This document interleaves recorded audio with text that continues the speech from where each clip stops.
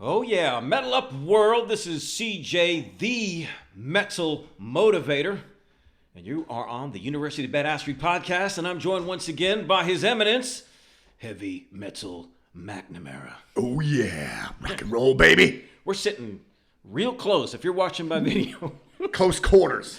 we're about dead on each other. And the reason being is because even though we talk about don't suck, right now the gear is Sucks. sucking big time. And I did not follow the rules of being a tier 1 podcaster, Mac, by Yeah, bringing. man, never be late under uniform. Yep. So I didn't bring 2 mixers. Right. I brought one, and so our little Focusrite Scarlet here has got one channel out. So Because we know the rule: 1 is none and 2 is 1. and if you're second, you're what? What is fucking Yeah, second is your first loser. first loser? Yeah. So anyway, we're using one mic, and so that's gonna mess with our quality here, but we don't care. We're not gonna drive all this way and get together like this and not record a podcast. Right. So we don't give a damn. Mac, it's 9/11/911. Yep. Hard to believe it's 2019. Mm-hmm. This much time has transpired since those fateful events. First of all, where were you?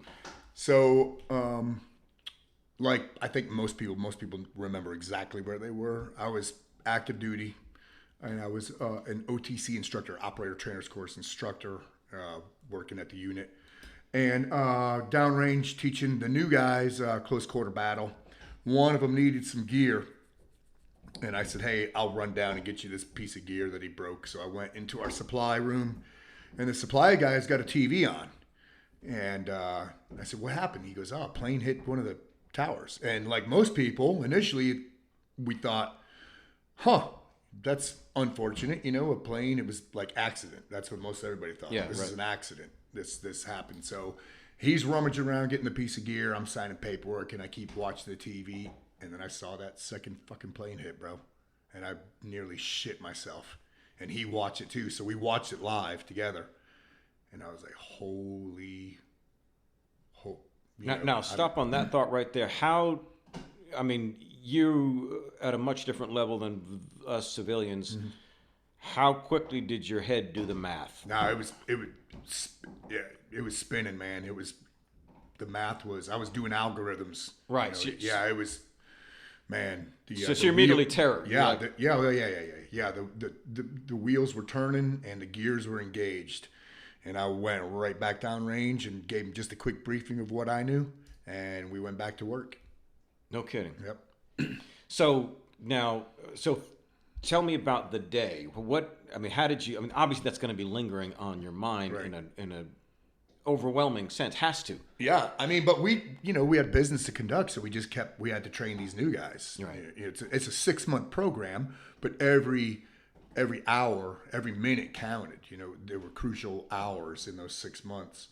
So we just continued business as usual, and I didn't get the rest of the scoop until I think lunch break. We got the scoop, and I think from what I remember, the commander gave a couple words. We had a little update, but I had to go right back to work and work on training the new guys. So obviously I can't go into detail, but how did they present the information to you guys later on briefings as opposed to, what everybody else? Was there a difference? Yeah, it was pretty specific as far as, compared to what we heard on the news. Right. So I knew more than what the news was saying. Right.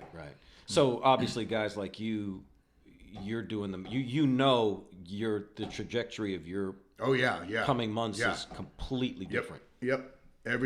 We knew that op tempo was going to skyrocket. So, but how did guys like instantly? Right. It's different than obviously regular Army because you're talking about a terrorist organization you're thinking of. So that means what? You guys are thinking. Are you thinking war or are you thinking operations? Yeah, we're thinking. We weren't thinking big scale war initially. We were thinking we got to go in and kill somebody. Right. More pinpoint. We got to go take certain people out, not overthrow a country. Right. Because there was no specific country of origin. This was an ideology with a leader. Right. Right. So they were spread out through 13 different countries. Right. So it wasn't like we were going to go overthrow and change a regime or some bullshit like that. The thought process was we need to capture or eliminate certain people. So when you see the buildings collapsing, that's a different thing than the planes hitting, because and that was I think a few of us were able to break away and go back down range and kind of watch it live. So talk to me about the process of emotion for you. So when does it shift to pure, like it's time to just... I think initially it was just like everybody else. We're the same as everybody else. I didn't shift gears mentally until probably once the day ended. Then it was like, all right, well, obviously business is on, and business is going to be good, because we're gonna get a deployment order here instantly. So that sense of urgency kicked in pretty, during the day. It wasn't all the same. Initially it was the same emotional roller coaster everybody else had, but then just hours later, after the buildings came down, the sense of urgency, or the emotional roller coaster shifted, and it became sense of urgency, mission planning, even though there was no deployment order or no mission, but that became the focus pretty shortly thereafter. So, I mean, how confident would you say you guys were in terms of, okay, it ain't gonna take us long to find people? Or... Yeah, pretty confident. I mean, dude, we had Bin Laden on the radar in the 90s, and nothing ever came of it. I mean, actually in the 80s. Right. Yeah, he was on the radar, and then we had pinpoint locations for him all through the 90s. Right. Pinpoint. I mean, exact 10-digit grid coordinate.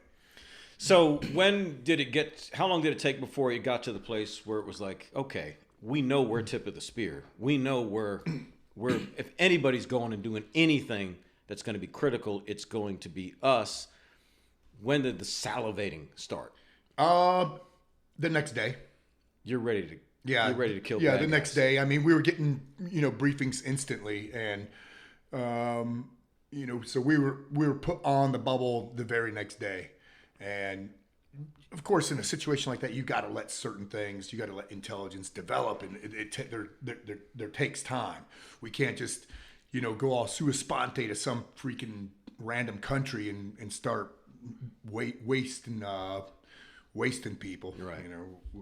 There's a thought process, there's a training process, there's intel gathering, so it takes some time. So you got the initial emotion of it, which again, guys like you who know what to do about these things. A lot of Americans didn't know what to do. They didn't know what was coming. Airlines are shut down. Everything has come to a standstill. National unity. Again, like the day it happened, you had to get back to training. Not only that, but you have to consider that a place like ours, people know where that is. Right. So we had to consider that we were ground zero as well. Right. Because our adversaries know that there are bad freaking dudes out there who are probably going to come and get us. So we should eliminate them as well. So that was part of the planning process as well, And now, wasn't there? I mean, but you look at an operation like that, and maybe you have respect for your enemy, if you can say that. But then you get over and you start hunting them down in their territory, and were they that complicated to find and confront? And No. I mean, they evolved over time, but initially, no, not at all. So did you guys first think Afghanistan? Was that the... Yeah, that was initial thought. Yeah, yep. So you think that's probably because that was where we're kind of going first. Epicenter of the Taliban and Bin Laden and all that. So you thought, well, we're going in there first, and we're hunting people down, and so you got to wait for agency types to get. Yeah, I mean, there's a lot of, we're a cog in the machine. Yeah, and we're the worker bees. Right. But the queen still gotta give us orders. Right. So it takes some But time. you're chomping at the. I mean, Yeah, I guess of course. the point being is that after something like this, you are chomping at the bit. Yeah. Not uncontrolled anger. No. You're ready to target some and serious. Then it was neat too because, the op tempo was pretty slow prior to that, so we were always extremely serious with all of our training. Even in the mid '90s, let's call it peacetime, during peacetime, we were still super busy doing things in dark parts of the world, but we got pretty mission focused directly thereafter, and like I said, there was just a heightened sense of urgency, and we were packing without a deployment order. Right. Packing our shit and getting stuff ready without even zero deployment order. So there wasn't anything much you could rehearse. There wasn't anything much you could. Nope, not initially. But it's what we do. It's way of life. So all we had to do is just keep honing that edge. And what was as a footnote here? What is the philosophy about readiness in that kind of unit? Well, we had a saying, never be late out of uniform. So you were never not ready. Okay. Now that granted, there was downtime, where you could go into the white, but you rotated through cycles, different training or standby cycles where you had to be ready at a moment's notice to deploy. And I really can't go into the specifics too much on that, but like with timelines and all that. But we were on an extremely tight timeline, like from our house, for instance, to work, to the airport, that kind of thing. So nobody can live too far away. No, we had to live within a certain area. Yeah. Okay, so I guess because you can always do prep things that are going to be the bare essentials, no matter what you do. Yeah, and gear was always packed. Right. Always. At the end of every day, your gear was packed and ready to go. At the end of every training day. Right. Gear was packed. So what were some of the conversations like around that time? Just around. It was beyond speculation because we had good intel briefs. Yeah. So we were allowed to get pretty mission focused because we had good intel briefs from highest levels of government. So how does unit leadership address something like just something where you go like, wow, this is how you handle it during this kind of season? These guys don't freak. These guys don't, they're just. It was business as usual. I got to tell you, not a lot changed just with demeanor of the leadership and all that, because we were always expected to go anywhere at any time. Right. And a lot of times it would it happened all through while I was there, all through the 90s. Get a deployment order to go do something tomorrow. So this was just grander scale. Right. And unlike the other stuff where a lot of times the nation didn't know about it. And I like to say that dark people do dark things in dark parts of the world and nobody needs to know about it. Right. Everybody knew that some shit was going to happen for this. Everybody freaking knew. So, but nothing changed as far as like command demeanor or nobody was jumping through their ass. It was business as usual, just heightened sense of urgency, and we knew it was just going to be grander scale.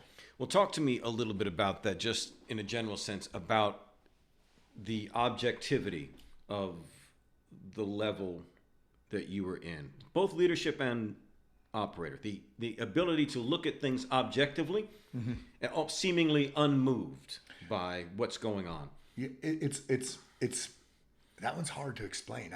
It was just a job, for us. It was every day. It was just an everyday job. So we didn't have to look at it like. But again, this is like, it's not like an embassy getting blown up. Right.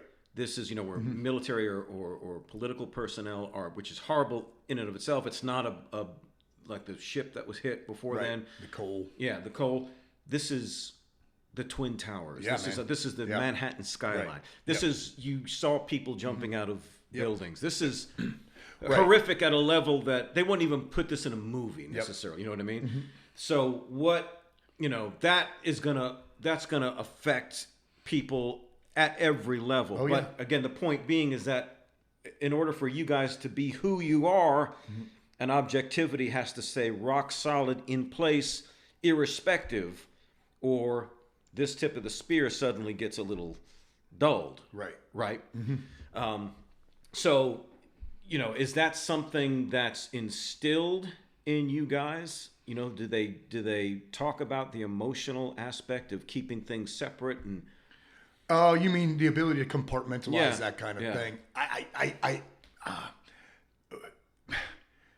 The guys who I work with, me included, we were a unique type of animal, human, and we were selected. Based on that. Yeah, based on those things. So we were all kind of, cut from the same cloth. So you didn't see a power flow of various like emotional or emotions. You didn't see that.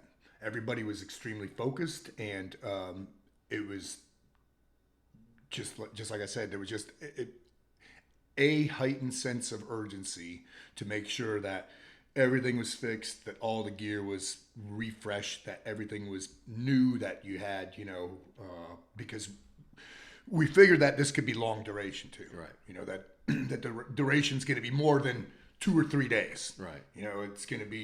This could be a long haul thing. So, but what about, okay, so just from your stand, because you've said on here before, dude, listen, if I could get back in the mix and do some things, man. I'd love to do it Yeah. now. So tell me, so this is 2001. So, you're what, 5 years or 4 years from retirement. Yep. So you still got plenty of juice plenty in the tank. And you did the 90s things, and you were busy during the 90s, Yep. but this is a whole nother thing. And again, what we just described about where it happened, what happened it's in country. This is beyond Pearl Right. Harbor. This is Yeah. in country. Right. So, bloodthirsty. Yep. We were also thinking that maybe that Posse Comitatus would be raised and we might do something here if we were like invaded. Okay. So that was an option, it was it wasn't a course of action developed by us, but we thought this could happen. Could happen. Yeah. We could go into military action in our own country. So there had to be some conversations between you guys saying, Yeah, man. I'm ready to kill something. Yep. Oh, no. Hell yeah. No, that was, the amount of fire in our guts was just churning. Yep. The longer we stayed on, home base, the more frustrated we wanted to deploy yesterday. Right. Do what? I don't know. We'll figure something out. We'll develop a plan as we see it on the battlefield. We'll let the plan develop. You pray, I'll pack. Yep. Yeah. This is what we're supposed to do. Yeah. Yeah. We're chomping at the bit. So for you individually, what's... And then it was a matter of, well, who's going first? See, yeah, there you go. That was a big one. Now, who's doing what mission and going where? Would it first? ever be something where? Now, the whole thing. Yeah, you're always going to keep something back behind it, right? Yep. And I won't go into the details why, but the thing is, you have to. There are priorities, and like a squadron has certain duties and responsibilities. Right. And obviously you still got new people coming in, Yep. and Right. they've got to be trained. So how did the new guys react? Because they're about to go in. Oh yeah. Right? So this has got to be a huge. Yeah. lesson. Some of them deployed the day after they graduated from OTC. Really? Yep. There's been OTC classes deployed during OTC. No kidding. Yeah, and they used it. I think Panama invasion. Okay. Yep, I'm pretty sure that OTC class, that was their culmination exercise. Did any OTC anybody in OTC have to go to Somalia? Not during OTC, Right. no. Nope. But I deployed with a couple of guys who were in OTC on certain missions in the 90s because of a certain skill set that they had. Now, how long were you in initially before you did some serious stuff? In the unit, Yeah, or in the unit. In the military? 3 years. Okay. Yep. So you had time to get acclimated. Yeah, we were planning the whole time on serious stuff, and I did little things during that time. Small deployments, but more serious stuff about 3 years. Yeah. So what, I mean, just obviously the training is so much a central part of what you guys are, and for anybody. But what the military experience, the actual combat experience at that level, is it a whole nother animal for you? I mean, just in terms of what you glean and what you learn and what you as opposed to just training. Well, yeah. I mean, because there's you have that thought lurking in your head that, hey, man, this is a two-way, two-way range. Right. It's a two-way firing range. So, I got to tell you though, because of the guys who were surrounding me, left and right flanks, I with the stuff that I did, I wasn't that worried. Yeah. Yeah, I wasn't scared or didn't have like anxiety bouts or anything like that. I remember the first thing that I ever did, one of the first things I ever did with the unit, I helped develop the TTP, the technique, tactic, procedure. And I was giddy before the operation. I was giddy because I knew it was going to work. I was thinking, oh, man, I cannot wait for this. I wasn't even thinking danger. Right. I was thinking, man, I hope this TTP that I helped develop works. Yeah. Because, I mean, that's why guys do that kind of thing, too. Because of that sense of danger. Right, that element of danger. They want that. Right. Yes, I mean, it's I think we use the word fun, but there's a sense of fulfillment of being able to put these things into play. Mm-hmm. So obviously the thing I'm driving at is with the events of 9/11, again, so climactic and so over the top. Mm-hmm. And obviously nobody could guesstimate the full outcome of the theaters and how long and all of that sort of, but the game is on at a level, and you've been in this crowd for what, by then 7 years by the time you get about that. So you're thinking 8 years, yeah. 7 or 8. So and now it's on like Donkey Kong. So you're thinking, wow, this is going to be a whole. Yeah, we knew it was time to get some. It was a get you some moment. Now, so again, here we are, years removed, and there were some questions that people had submitted, asking about the the 9/11 thing and all of that. And again, I think the perspective that you're going to bring is just going to be so different because you had such a central part to play in our country's response to that sort of thing.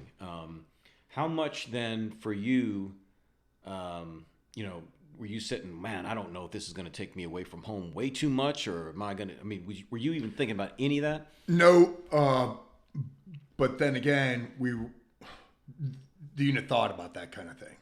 We had pretty short deployments. Okay. Yep, our deployments are pretty short for a couple reasons. You want guys as fresh as possible because they're going to be working their asses off during that time. Right. You didn't want them to fall into any kind of false sense of security or get complacent. Right. When you're working at that level for that amount of time, you're getting smoked, not just physically but mentally. You're getting freaking smoked. So the unit took care of guys and made sure that the deployments were pretty freaking short, but the work was extensive. Right. So that means everything from digging to shooting. Yeah, we didn't do a lot of digging, but from planning missions to performing operations to maintenance to How did you feel like the help was overseas? You felt like there was no support from the indigenous folks, or do people understand, well, somebody pissed off the United States and they're going to be here in force, and we understand. They helped because they were getting paid. Yeah, okay. So like Jamie said, they were just So the help was there so long as we paid guys. Yeah. Yeah. But they've had. They like in Afghanistan, they had the Russians there, obviously. I remember I remember this one night though. I'm going to be vague about this, but we did this operation. It's dark. It's super dark, and there's doorways, and we just snatched this dude up. He's a bad guy, and I look down 2 doorways down, and there's 2 women poke their heads out with burqas on, and they both give us a thumbs up. Really? Yeah, these women with burqas. Like, get that piece of shit out of our neighborhood. So, shit like that was pretty comforting. Yeah, because... Yeah, it was just nice to see, Yeah, I mean, well, bad guys are bad guys, and if they're not being a bad guy towards, our forces there, they're being bad guys to their own, like mob bosses. Right. Yep. Almost. So you're taking out the trash. Yeah, man. Essentially. And glad to do it. Yep. Glad to do it. So now, what's the difference between? Did you do anything country-wise, like like Jamie was in like a Tora Bora kind of situation, mountains, or were you more at city? Yeah, I was just that. I was city. I was working out of Baghdad. Okay.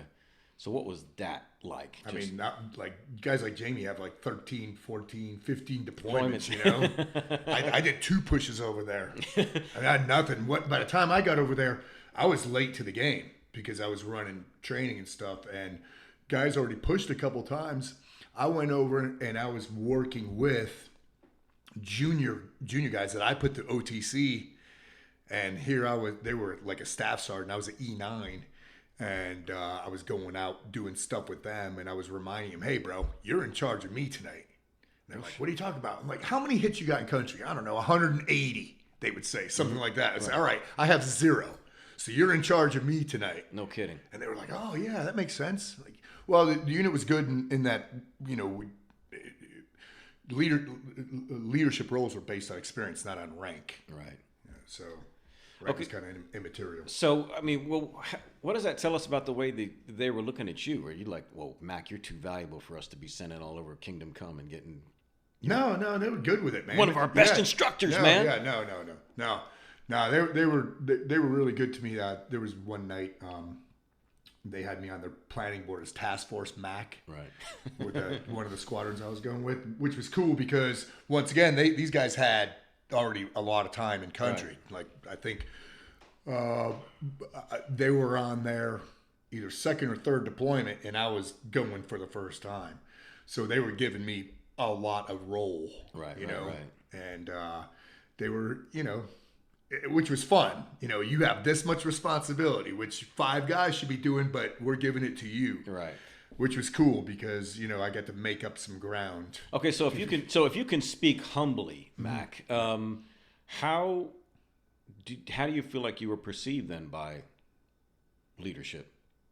I think I was perceived pretty well.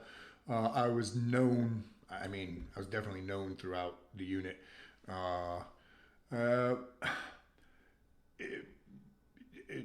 There was there were a few guys who maybe I rubbed the wrong way because at the time I had a very large lack of tact, which so this is I'm way more tactful now. The Mac I know. This is the tactful Mac. Oh hell yeah.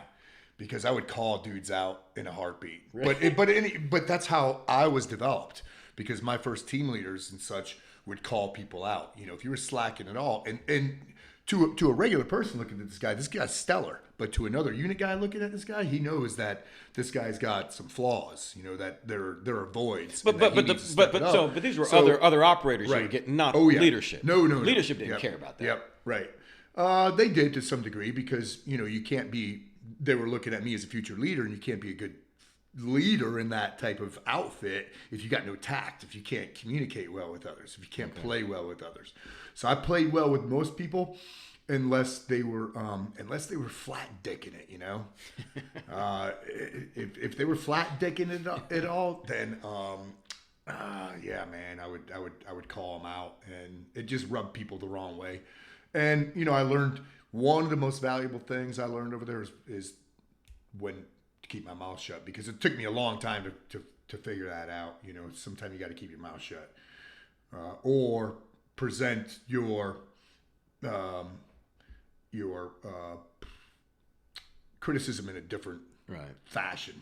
So when you say they, looking at you for leadership, like how how far into leadership? I would have gone pretty high had I stayed in. I had to get out for personal reasons in '05, which I think they were not happy about it. I mean, I did 22 years. It was all special ops time, but we were in the heat of this thing, and at the time I didn't have any regrets because it was personal reasons that I needed to take care of certain people. You were like, I got to do a podcast. Yeah, not hardly. It was dark and dismal shit. Yeah, and I didn't want to get out at the time. I didn't want to retire. Because I still had a lot of piss and vinegar in me. Yeah. Still had a lot of fire or a lot of gas in the tank, a lot of fire in my belly, and I'm not sure that the leadership was thrilled about me retiring. So you think if with only 22 years in, yeah, if you would have stayed in, do you think you would have kept the leadership in special? I would. Or try to just stay in the unit. Yeah, I would have gone up a couple more rungs. Yep, there. I would have stayed there, no doubt. Yeah. So not going like who's the guy who went to back to Ranger? There's been a couple of them. I mean, I don't know. I could go on and on. Well, the guy you mentioned in the discussion with Jamie, who was doing push-ups up. Greg Birch. Yeah, Greg Birch. Yeah. Talk about that guy. Yeah. Everybody was asking about him after that. Oh, really? Yeah. Great guy. He's a sheriff. I heard in some county. George posted about he's a sheriff in some county right now. I can't remember where it is, but he was one of 150 guys who were just like him, really. Yeah. But he was extremely quiet, so true quiet professional. Right. Never raised his voice. Extremely gray too. Mm-hmm. You wouldn't even notice he was there. Right. Never. But the guy's work ethic was just another notch above everybody else's. I remember this one saying. During Christmas time in the military, they put you on half-day schedule. Right. So you come in and you work till like noon, during like that week and a half. Yeah. And Greg would come in, he goes, half-day schedule, only 12 hours. Because it was so freaking true because he was almost a 24-hour dude, Right. Yeah, I mean, it seemed like he never left. He was always there. Like I said, that time I came in, trying to beat everybody to be the first one to work out. Right. And I go up into my loft and he's sleeping in the boxing ring. And I turn the lights on. He's in full kit, man, sleeping. And the lights come on. He rolls over and starts doing push-ups, puts on his gas mask and runs down and does the obstacle course. I'm like, damn it, man. So is that just something he made up or did they tell you to do that kind of stuff? No, hell no. Nobody tells you to do anything there. Really? Yeah, you got... As far as for like self-improvement, nobody gives you any guidance whatsoever. You want to be better. Okay. You want yourself to be successful. Nobody's telling you, hey, you can do it. Train harder. Go faster. Be stronger.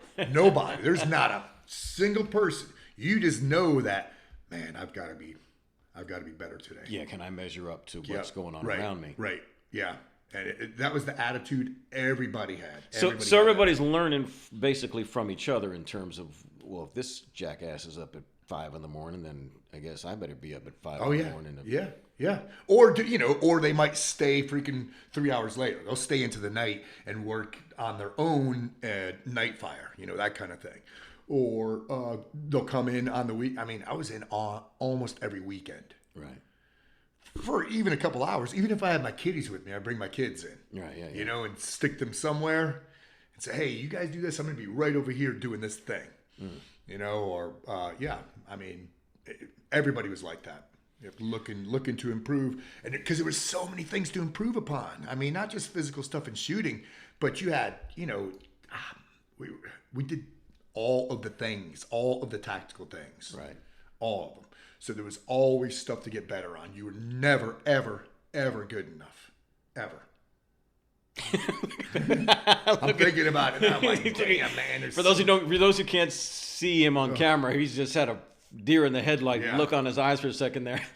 And obviously that's stayed with you. And I mean, that kind of sense of personal excellence is obviously not isolated to something like that, that kind of thing, but it freaking breeds like an infestation in that sort of environment where you got guys challenging themselves at every conceivable And when level. you work guys who are driven, you want to drive. Yeah. You know, you want to drive yourself. So that was a big, void for me when I retired. I wasn't with guys who were driven anymore. Right. So finding that drive, was a lot tougher after I retired. So where was it found then? Where did you start to pick it up again? Say, okay, I can feed off of this. I did, because I had a bad situation. Yeah, I had a really bad situation. I was going down a rabbit hole. But you were despair. It was right. despair. But that's survival. And I was like, what the fuck? I mean, when I realized, it was all because of introspection, and objective self-critique, that I was like, man, I am. This is, in Google searching, what the hell's wrong with me? You put it. What the hell is wrong with me? Yeah. First then, option. Yeah. Gay. Yeah. Right. You're like, no, wait. Yeah. It's not gay. So what's the next thing? I'm pretty sure I'm not. Not that there's anything wrong with that, but the thing is, that's right. Yeah. I just remember one day I had enough. But this was, a couple of years of depression and drinking at noon and just going down that rabbit hole of doing less and less and less and less, and not being productive, not being driven. And just one night I started thinking about it, just thinking about it. And I told you, I might have said it on this podcast about putting out my running shoes. Yeah. Tell that again. Well, so I was smashed every night by 8 at night. Okay. Hammered. Yep. I was one of those guys that would buy Coca-Cola bottles, dump half of it out, pour Jack Daniels into it, and walk around with it. You know, Yeah. I would even drink at work. Nobody knew, because I wasn't a drunkard. Right. Well, if we'd have been podcasting back then, I don't know, because I'd have been sitting this close to you. Yeah, man. Damn, bro, what you been drinking? I would go to the food line up the road for me 1 mile and buy a 6-pack of like really strong IPAs, and I would drink 2 of them driving home. I would power slam 2 in a mile drive. Power slam 2. Yeah. Because it was a mess. I was involved with a whole bunch of domestic messiness. Yeah. Don't need to get into it too much now, but I was really going down that rabbit hole. And, I had 2 little kids, and that night I told my son, I remember telling him, and I remember him, he was probably old enough to realize what I was saying. Maybe 6 or 7. I got to do the math on this, but I told him, James, I don't just love you. I am in love with you. Mm-hmm. And he started crying. Oh, wow. He was like, it was heavy to him. Not a sad cry. It was a very happy cry. He's an emotional kid. And he fell asleep, and I was living above my garage in my bonus room. I lived there for 5 years. And I remember saying, this thing that I am dealing with is defeating me. It's defeating me. Yeah. It's killing me. And I said the words out loud. And I had a little bit of an emotional breakdown too, because there was self-realization, because I was being introspective. I don't know why, what brought this on. Maybe it was my kid crying, but I said out loud, I will not be defeated. And I put my running shoes out because I needed a plan. Because, while I was in, I always had a plan for the next day. Sure. I had a plan. It was structured. There was a plan in place. So I knew exactly what I would do, what I was going to do as soon as I woke up. What am I going to do? Because I do that now. Yeah. I ever since this moment that we're talking about, I started doing it right in whiteboard. The first thing I'm going to do when I get up in the morning. But that night I put out my running shoes, and I had my, I think it was before iPod, but my metal, and my headphones. Because I knew if I cranked up my metal and put my running shoes on, that I would go for a run. Yes. And I was just thinking, let me do some sprints up and down the road. Right. It turned into 10 miles. Right. Which for me, that's a good haul. Yeah. 10-mile run. So that was, and it was, so it's more than an hour. And I'm not big into pounding the pavement. I love running. I love sprinting. But when you run, when you jog, when you pound the pavement, you get to think. It's very mind clearing. Right. So I understand that. People say, do you run? I go, nah. Do you recommend? I go, well, it's very mind clearing, doing that kind of cardio. Sure. It's very therapeutic. But I did a lot of thinking, and I remember, man, I'm freaking hungry because I didn't eat anything on this 10 mile. I came back and I was starving, and I worked out in my driveway for another 2 hours. Really? This is a Saturday, you know, Yeah, I didn't have to go to work or anything like that, and I worked out in my driveway for another 2 hours, and just kept going and going and going, and I almost passed out.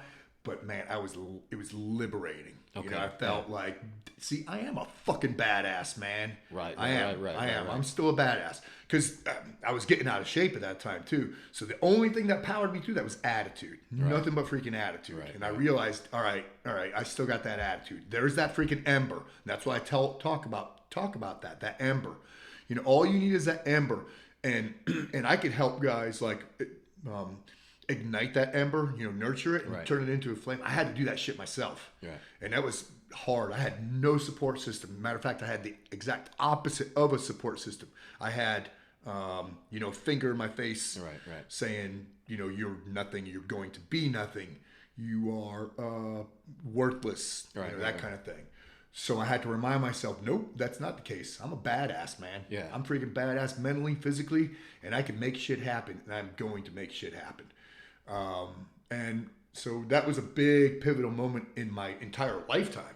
That was one of the pivotal moments. Okay. Yeah. So this is post. Yeah, that's post.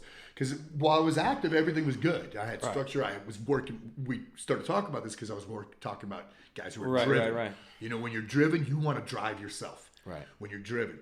When you're not, it's harder. It's harder. But the thing is, I am able to do that now. You know, I'm on auto. My freaking co-pilots are me. Right. You know, they're still me. I have co-pilots and they're driving me, but they're still me. Yeah. And then, you know, I use that whiteboard and stuff like that to help assist me because I still go into ruts. Yeah. I realized that the other day.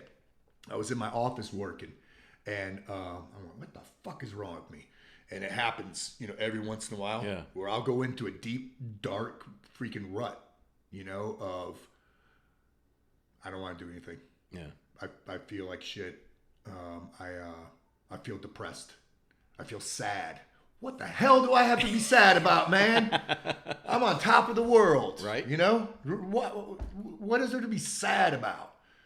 You know, and so I just get up and start doing something, whatever it is. I don't care what it is, but just get active. See, I highly, highly recommend that because I think a lot of people are that way. I did a series recently in my group called Don't Take Ownership of Your Feelings. Right. Your feelings don't define who you are. They're feelings. Feelings, nothing more than feelings, right? Right? So they come and they go. They can be physical related. They can be whatever. Irrespective, don't take ownership of them and say, well, it's because I'm Irish. It's because I'm German. It's because I'm Italian. It's because of this. It's because of that. No, that's not your identity. And like for somebody like me who, you know, I could never rely upon physical stature. Right. Throughout my entire life. Yeah. Never. There was nothing physical I could ever rely on. You know what you got though? You're cool, bro. That's all I had to rely on. Like when that carries a lot of freaking. I learned to rely upon myself. I learned to always be self-motivated because I had nothing else to rely upon. So when I hooked up with some guys, high school, 2008. We first reconnected on Facebook. I went to Texas. We visited. So I went to high school in Texas. And we were talking about, this guy brought up something that happened that I forgot all about. What happened in the smoking area in high school. This other kid named Jeff Quinn made fun of my white pants, bro. I had white jeans on with white high tops. Well, he made a comment about it, and I just clocked him. I clocked him and knocked him down. And he got back up, and I immediately felt bad about it because he was a friend. And I just said, dude, I'm sorry, whatever. So anyway, this other guy who I'm hanging out with in 2008 brings it up, and he said, dude, do you remember when you knocked out Jeff Quinn? I said, oh, fuck. Yeah, I remember that. He goes, man. You felt bad again. I said, dude, I felt so bad. I said, dude, I had no business being 5 foot and nothing, taking a swing at anybody. Right. And he goes, dude, you were always 7 feet tall in your mind.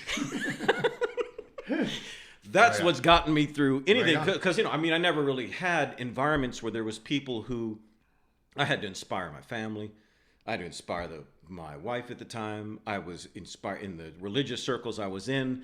I was always the one. So for me, dude, I was always in search of a friend. Yeah. I've always been in search of a friend. Somebody, dude, I could say, I think it's why we jive as much as we do, is because, like, okay, I get to be I could just relax. It's colleague time. Right. Yeah. You know what I mean? I don't have to be something for somebody and give them counsel about something and whatever. You know what I mean?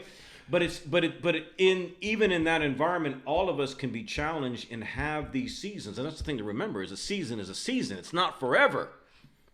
Right. You know what I mean? Right. And don't take it that way. And I think that's what people do is they take their shit too seriously. So like when I post something about, people say, dude, I can't just metal up. I say, that's bullshit. Right. It's just a matter of when you finally had enough. Yeah, right. It may not be today. Take the ebbs with the flows, man. Yeah, it may not be Take today. the flows. Yeah, the ebbs with the flows. Right. It may not be today Yeah. that you're able to do that, but whenever you come out of this, it'll be because you've had enough. Yeah. It'll be because you finally reached that point, like you just said, no, wait a minute. It's not as bad as I'm making it out to be. The mountains are always taller in our minds than the mountains we climb. The roads are always longer in our minds than the roads we travel. And the fires are always hotter in our minds than the fucking hot trials that we walk through. It's the same no matter what. But here's something that always stuck with me, and it's something that you said a little while ago, because it reminded me of this verse that Paul is, I think, writing to Timothy, and he says, he was his son in the faith, and he says, fan to flame the gifts of God that are inside you. Oh, right on. You know what I mean? So bring that thing back up to fire. So in other words, and another translation says, stir up the gift of God. Just stir that and get it moving again. In other words, the only way you're going to climb out of your bad season is if you stir up what's already inside you. That is so true, man. I tell people that a lot. People ask for advice on, hey, I am down. I said, you got to want to do it first, bro. You've got to want. I could kick you in the ass, and I'd be happy to. But man, and then my saying is, you've got to keep the blaze alive. I'm going to help you make the fire, but you got to keep that blaze alive. Buy the shirt. That's right. Keep the blaze alive. But dude, no, you're exactly right. That's how Alcoholics Anonymous works. Because they'll say, because people will always call them up and say, hey, listen, go talk to my uncle or my brother or my husband or whatever. He's got a drinking problem, and they're like, is he wanting help? Right. Yeah. Right. Because if not, that's a trivial pursuit, bro. There's no way you're going to get anybody to anything unless they're ready for change. And so, some people, they're operating on a different time clock, but I think the problem with most people is that they exaggerate everything, which is an exaggerated statement, but they exaggerate everything, and whatever you're going through is always far worse than it really is. Because that's what we most realize. What do we like to say? Oh, it wasn't as bad as I thought it was. Right? Yeah, exactly. Nothing is as bad as you think it was. Or, you're right. It is as bad as you think it is. Right? So think it is, right. So the issue is going to become the thought. And your mind is only going to ultimately believe what it sees or what it feels. Yeah, right. So that means you don't need a change in your circumstances. You need just that change in you. Because if you can change you and your attitude about it, all we got to do is get a little fire going in you, like you're fanning to flame. That, I think that's this theme that keeps coming up again and again. Fanning to flame that thing in you. You can climb out of where you are. You listen, you might say, no, dude, it's never been this bad. Oh, please. Yeah. And you probably know this too, but I know when it's time to help somebody.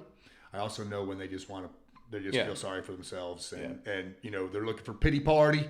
I know it. I can smell it. I can see it a mile freaking away. And then the other thing I wanted to, what you were saying is sometimes people are their own worst enemy. Right. Yeah. But I have helped a lot of people out who all they need is that just kick in the ass. But I recognize it too. Right. I know because I see it, the same thing that going on with him that was happening to me. Right. And man, I empathize with folks like that. But if they want it, if they want that assist, dude, I'm your fucking huckleberry, man. There you go. There you go. Dude, there you go. But man, if they don't want it, like I just had a conversation with somebody who's a loved one of theirs is sort of the same ballpark. You know, he retired recently, and he's doing nothing. You know, and he's depressed. And I say, hey man, have him talk to me sometime. Let's go out for a beer. He's not ready yet.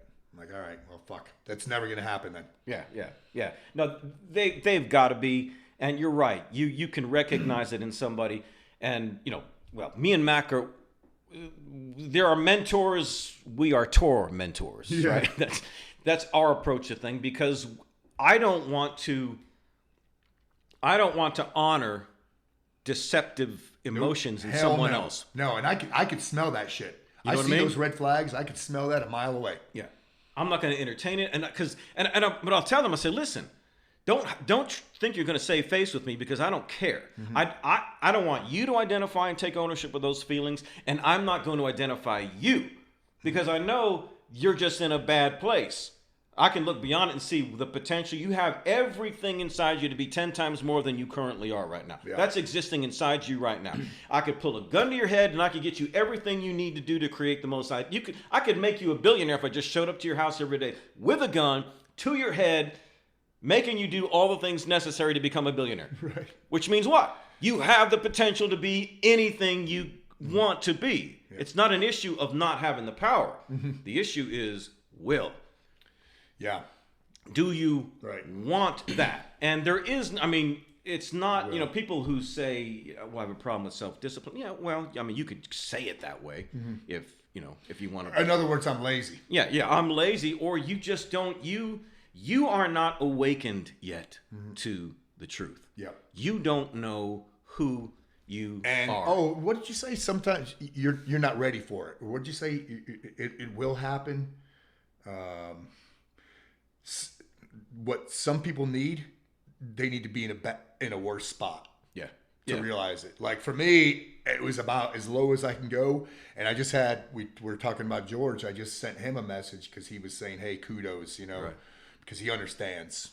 And I told him, I said, bro, thought I was buried. Turns out I was planted. You know, I mean, I was in the earth, dirt over me. And that's a thought. Yeah. I mean, because I was energized by just having one really good day. I was super energized, super motivated, and I realized I'm not fucking buried. I'm not defeated. I'm planted, man. Yeah. Watch my freaking roots dig into this freaking soil. Watch me reach for that sun, you know, and gather up light. Yeah, watch me do this. I'm gonna freaking grow. It's an interesting thing, dude. It's like, you know, Star Wars had to have its episode 2, which was a darker episode, right? Luke found out who his dad was, and there was, got his arm chopped you know, off. and Han's got, we thought he was dead, and all that stuff. So it was a dark episode before light, like a birth, burial, you know, resurrection kind of thing. You know what I mean? And so you coming out of the unit to get. It's almost like the universe knew what needed to happen to you to get you ready for the ultimate season, when you were full Jedi, bro. When you were just, you know, you knew who you were and the whole 9 yards, and you're outside of the context where you're relying upon teammates and that sort of thing to be the buttress. You're going to do it all on your own. But in order to get there, we can't just go from here to here. We can't just transition out. You got to go through like the caterpillar, right? Most earthbound thing. But then it goes into that cocoon and it dies, bro. Goes through metamorphosis. Goes metamorphosis. Yeah, metamorphosis. It goes to the metamorphosis, and it goes from something completely earthbound. I mean, if a caterpillar is going to go over a bunch of big ass bark, it's got to follow every crevice. It can't skip over things. It has to follow. You're talking about earthbound, goes through the death process, the dark season, the episode 2, and comes out fucking flight, bro. And a completely different thing. Colors, wings, the whole 9 yards. Picking up chicks left and right. Peacocking like a mofo. Flower to flower. So that's what we're talking. I mean, it's like you had to go through that. It was almost necessary. It was a necessary evil, so to speak. But I wouldn't trade any of it in. People say, what would you change, you know, about the past? I would take all that horrible shit and do it all over again. Wow. Well, the thing is, man, I mean, look at where I am today, and I've got, Rebecca, and Right. had I not endured that freaking crap, I wouldn't be where I was today. So I would go right back through all that shit and hope that the end result would be the same. Wow. But I wouldn't change any of it because I'm happy now. I'm happy. Yeah, it's taken me more than half of my life, but damn it, man. So why do you keep freaking chicking out and having these dark periods? I don't know. No idea. Yeah, I don't know. Maybe it's just the inner wuss inside me. Like, you're so gentle, bro. Yeah. I don't know. Why's Matt going chick on me, man? Yeah, maybe it's menopause. Yeah, we still got menstruating. We're going to team up. And I said this before. We're going to team up on a book called Metal Aged, kicking your midlife crisis in the balls. Yep. That's the kind of from University of Badassery Press. Mm-hmm. Yep. Yeah. Speaking of empire, ladies and gentlemen, that doesn't mean going out and buying a Corvette. Yeah, it does not mean that. It means upgrading your inside. I think everybody needs to upgrade their operating system. And that's the thing is people don't. People don't have the philosophy. First of all, they don't have a philosophy of personal development. I said this in a video I think I posted yesterday. I said everything has to be totalistic. It has to be comprehensive in nature because enemies are looking for other. There's a story that Jesus tells in the book of John where he says that the enemy tries to go into the sheepfold through any other way but through the gate. Because the gate is where the porter is, the gatekeeper. He's the one who allows whatever comes in and keeps out whatever needs to be out. He's the porter. He's the gatekeeper.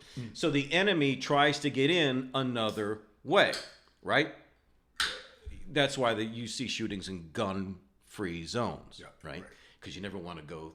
You're not going to go to an NRA meeting. Right. You're not going to attack at the strongest point. You're going to attack at the weakest point. And so we all have weak points. Mm-hmm. So I told the story this week of the garden where Adam and Eve, and I'm not saying this in a literal sense. We just look at this metaphorically, but God creates Adam and Eve, and He says, "You're in charge of this garden." And He said, "I want you to oversee it. I want you to do this. I want you to do that." So He gave him a job. Mm-hmm. That's the first thing He did with Adam. You have a job first. Your calling, the thing you're supposed to do. Right. And then it says, "I'm going to give you this woman. She's your helpmeet, the helper." So you both work together to serve this larger purpose, which is a little key here for relationships. If your relationship doesn't have a higher purpose that it serves, right, then what do you sacrifice for?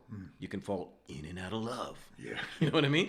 So if you have something that you can a higher purpose you can serve, it'll strengthen you, gives you something to sacrifice for. But they were in a level of awareness, which was, we know we're put here by God. We know we have this job. We know this is our area of responsibility. In the Greek is the word metron, which means measure of rule. King David said, "The lines have fallen to me in pleasant places where my borders are." And I like my measure of rule, the place where I have domain and dominion. So that's what he was given. So then the serpent comes in, they eat the forbidden fruit, and they have this new kind of awareness that they're naked. So self-consciousness is born, bro. Mm-hmm. Everybody is handicapped by self-consciousness, distorted self-consciousness. Instead of being the awareness that, no, I'm the governing dominion agent in charge of a particular piece of ground, suddenly I'm aware of my nudity and I'm hiding amongst the trees. So God comes in the garden and Adam they're in the bushes with, it says, fig leaves as aprons. So these are big leaves. So fig leaves as aprons. Then once he pulls them out, they start blaming each other. It was the woman you gave me, and she said it was the snake. So you got 3 levels. That's how self-conscious they were. Mm-hmm. You had hiding amongst the trees, fig leaves as aprons, and then blame game. Mm-hmm. That's the wrong kind of self-awareness. So when God comes in and He says, "Adam, where art thou?" Well, if He's God, apparently He knew where they were. It wasn't a geographical question. It's like saying, "Mac, I'll be out to the house to record the podcast at 1 o'clock. I don't show up till 6 o'clock." And you're like, "Dude, where were you?" Yeah, I'd be Right. pretty pissed. Right? So it's more than just the location issue. It's an issue of why weren't you doing what you said you were doing, whatever. So in his case, God knows where he is. What he's saying is, why weren't you at your post? I set you in as sentinel. Why weren't you where I appointed you in the place of governorship? Guarding and governing. That's the key. You're not just guarding your life, you're guarding and governing. Governing means you're not just protecting this property, you're cultivating it to make it fruitful. You have a future vision for it. You're governing it, not just guarding it, right? So that's the position we're supposed to be in. Everybody has their own little garden they need to govern. The issue is, are you at your post? And if not, then that means you don't have that kind of self-consciousness. You've got this other kind. You're worried about what people think. You're worried about, how old you are, how you look, and all this other horse crap that really doesn't amount to anything. What we want to get you from is this complete obliteration of that kind of self-awareness that sends you to be hiding amongst the trees, and we're all going, where are you? As opposed to, no, because you were hidden away for a while. But now it's like Mac is at his post. You got a new post, right? You're back, you're with us, tier 1 civilians, bro. That's right. Tier 1 civilians at a post with a mission, right? Both guarding and governing. So no one has to ask, well, where's Mac? Right? We know where he is because he has an awareness of himself, not an awareness that produces insecurity, not an awareness that blows up the ego, but an awareness that says, no, this is, and that's kind of going back to what we were talking about with the post 9/11 thing with the unit is that kind of mentality of how they processed that because of awareness. They knew what kind of outfit they were. And so that, they know that we have to govern our emotions. It's business as usual. This is what we're going to change. This is what we're going to adjust. We'll wait upon the information, the intel. We'll know what we're going to do. But until then, this is what we're going to do. We will be ready no matter what happens. So everybody's going to channel and harness their emotions. And when it comes time, then you can go kill bad guys, right?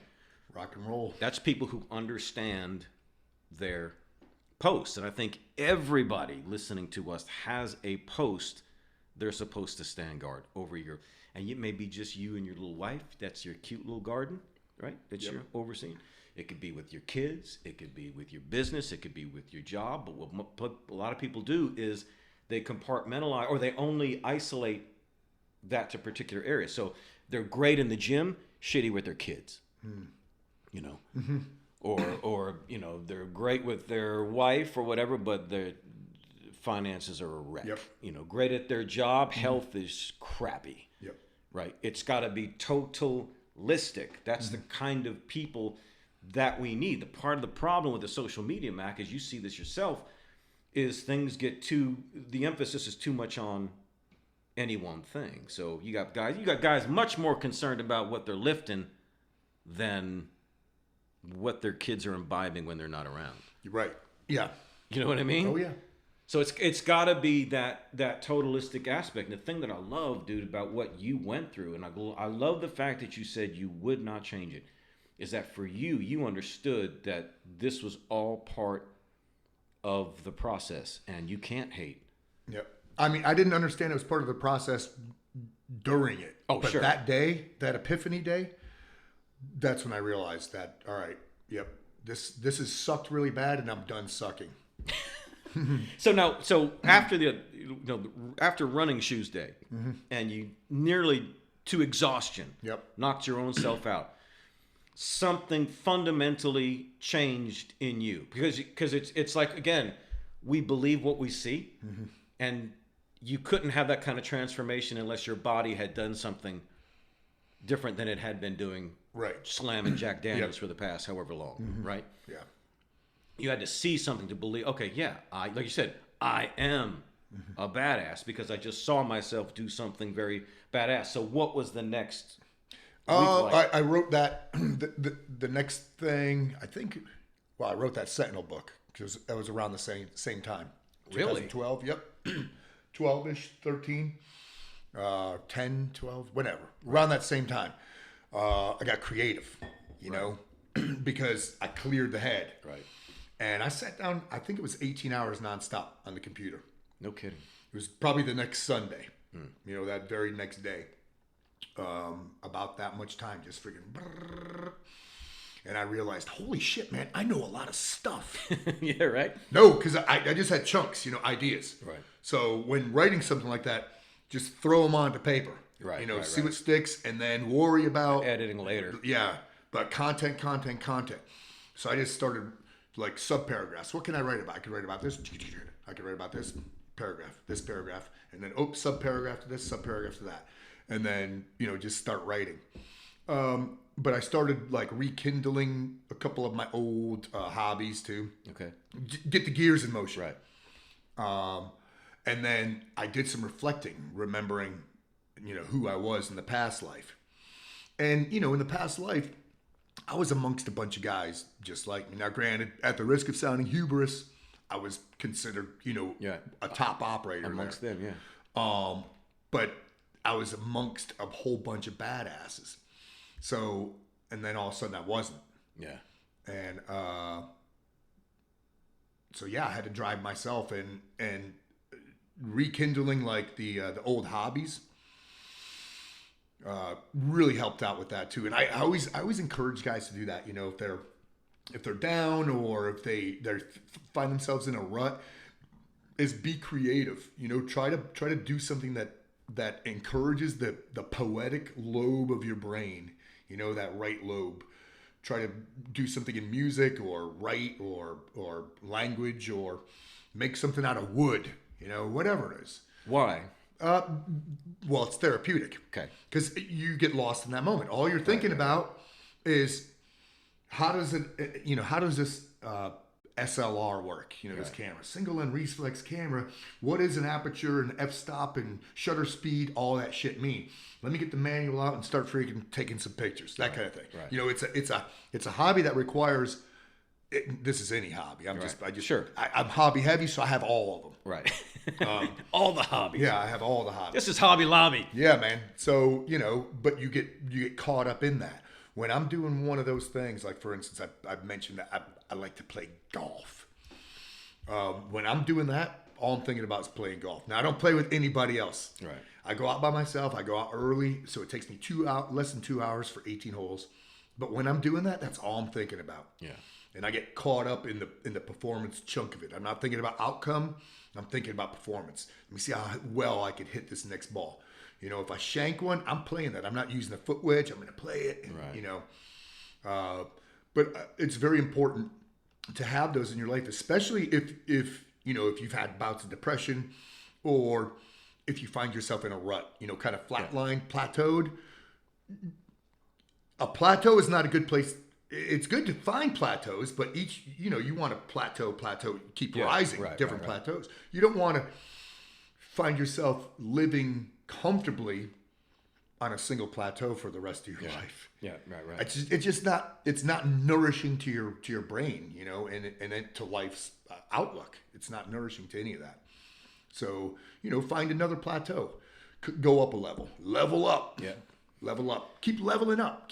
And then sometimes it's as simple as that. It could be, I'd go on and on with the hobby thing, but I have them all, whether it's cooking, gardening, or freaking music. Yeah, you made me some badass that soup. Soup rocks, bro. Yeah, that stuff was good, and it was. Yep. I got more on the oven too. Yeah, it's almost like you can't even call it soup because it was just. It's like a stew, but it's food too. Yeah. There's no. It's meat and veg, dude. That's it. It's because I needed something to put in my stomach before the drinking. That's began. right. Before we power slam some IPAs, man. Okay, so I think this is a huge point here about this maximizing of life, right? Yeah, right. Because you're not, you're realizing I've got potential for growth, and it's good for you to grow. And it's good for you not to be so preoccupied with your shit. Right. You might be going through a really, really bad season. We don't want to take away from that. Right. We've been through dark seasons. Mac just told you about one. He's honest about it. He doesn't pretend that he was some kind of superhero during that time. He tells you about the darkness of that period. Of course, I've never had that problem. And of course, I've never made a mistake or sinned either. Nope. But all to say is we recognize that. Mm-hmm. We know, like, there was that one day, Samson, whose strength was in his hair, when he got taken in by Delilah, and they had the guards came in and cut his hair off. And so he got up to try and kick ass like he usually did. And it said he shook himself and the anointing wasn't there anymore. It had left him. So he was a mere mortal like everybody else, you know. And you might be feeling that way. Somebody might be in that. And we understand that. That, in other words, you let the affairs of life, right, the issues that you go through, whatever, overcome you. They are overpowering, believe me. We're not discounting that at all. But ultimately, it's we that allow what happens to us. It may be progressive, but ultimately it's we that allow that to happen to us. Which means you can climb out. And that's the important thing, is we don't want you just to survive. We want you to get to the place where you are thriving. And thriving people take their time, and they don't just take care of the bare essentials. They start to maximize hobbies. They start to maximize relationships. They take their thing, you know, you say, listen, I've just been kind of letting TV raise my kids and send them to school. And you know what? I'm going to start taking more time with them, or more time with my wife, or, you know, putting in a little extra more time reading up about, I know I've been at my job for 25 years, but you know what? I'm going to treat it as if I'm the new guy, you know, and read up and start, you know, just like Mac said, leveling up every area of your life, because your mind will believe what it sees.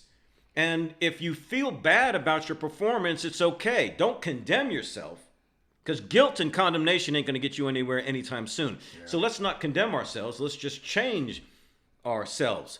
But if you feel bad for poor performance, you should be feeling bad. You know, so give yourself reasons to feel good. You know, like, you know, Mac, you said you starting to, you know, ever since that one day, you started to now, you know, whiteboard your day. And you may not get everything done, but you're like, no, but I know I've been productive. If nothing else, I just jot down a starting point. Yeah. Like this morning, it's simple. This morning was yard work. I know it has to be tackled. Yard work sucks. Yeah. I got a nice yard. I want to keep it that way. I'm freaking tired. I'm smoked, but I wrote down last night, you know, and very specifically what in the yard I had to tackle. Right. But that's where it started. You know, it's a starting point. And then I had some subtasks, but I knocked them all out before you even got here. Right. You were playing guitar when I came. Yeah. I had enough time. I had 15 minutes to spare. I'm like, dude, minutes. You've been sitting around playing guitar all day? 15 minutes. And what did I do with those 15 minutes? Plugged in. And you played Slayer? Well, I mean, and Megadeth? Yep. I wasn't just going to turn the TV on, you know? Right. So, survivalists. Yeah, they understand too that it doesn't come overnight. There's sweat equity involved. Yeah. So it's a trickle feed, you know, being that survivalist, to be able to thrive. I mean, it's so freaking cliche. I hate saying this, but it doesn't happen tomorrow. You piecemeal it. It's making incremental changes and incremental improvements. Right. You know, just like anything. You don't build a tool shed by going out and buying a tool shed. No. You know, and you acquire certain things over time, and you realize this is a good tool that I can use for this many things. And then you realize that you need another one and another one. And it's over, you know, it's over a period of time, and that there's sweat equity involved. And you are giving yourself reasons to feel good about yourself, because there's no reason to feel good about poor performance. And that's what separates what we talk about here as opposed to your average run-of-the-mill motivational type philosophies, where they just are essentially blowing sunshine up your ass to tell you to feel good about yourself, despite the fact that your performance sucks. With the logic being is that, okay, well, if you tell yourself you're wonderful, then eventually you'll start doing wonderful things, as opposed to, no, yard work sucks. But once you get out there, within about 15, 20 minutes or so, you're into it. And you're and then I get to sit back and stand back and go, check that out. Yeah. That is freaking cool, man. Yeah, because when I come up here, the sprinklers were on, and I was like, in fact, I even wondered, oh, well, is he out in the yard? Because there was that much activity out in the yard, but you weren't. Just the sprinklers, man, doing their thing. But again, I think that's an essential component to all of this is, I think the most common thing, dude, that I hear from people in the 10 years that I've been doing the motivational thing online, and that's with dealing with hundreds of thousands of people, bro. The number one thing I hear from people is stuck in a rut. It is the most common malady. Now, granted, there's people going through more serious things, and yeah, you're not going to get all of your psychological answers from the University of Badassery podcast. Right. But the most common situation you're going to encounter is people who are they're lost. They lose. I just did a series in my group called "Don't Lose Yourself." People lose. They lose. You got a wife, for example, who's raised kids, and now she's facing empty nest. Right. Or you've been she's been in the relationship for the longest time, and now she's out of it because he was a jerk, and she's lost her. She forgets what she likes. She forgets what she does. She forgets the things she was interested in because she was invested in making everyone else around her happy. And so we can lose ourselves through dead-end jobs, bad seasons, whatever.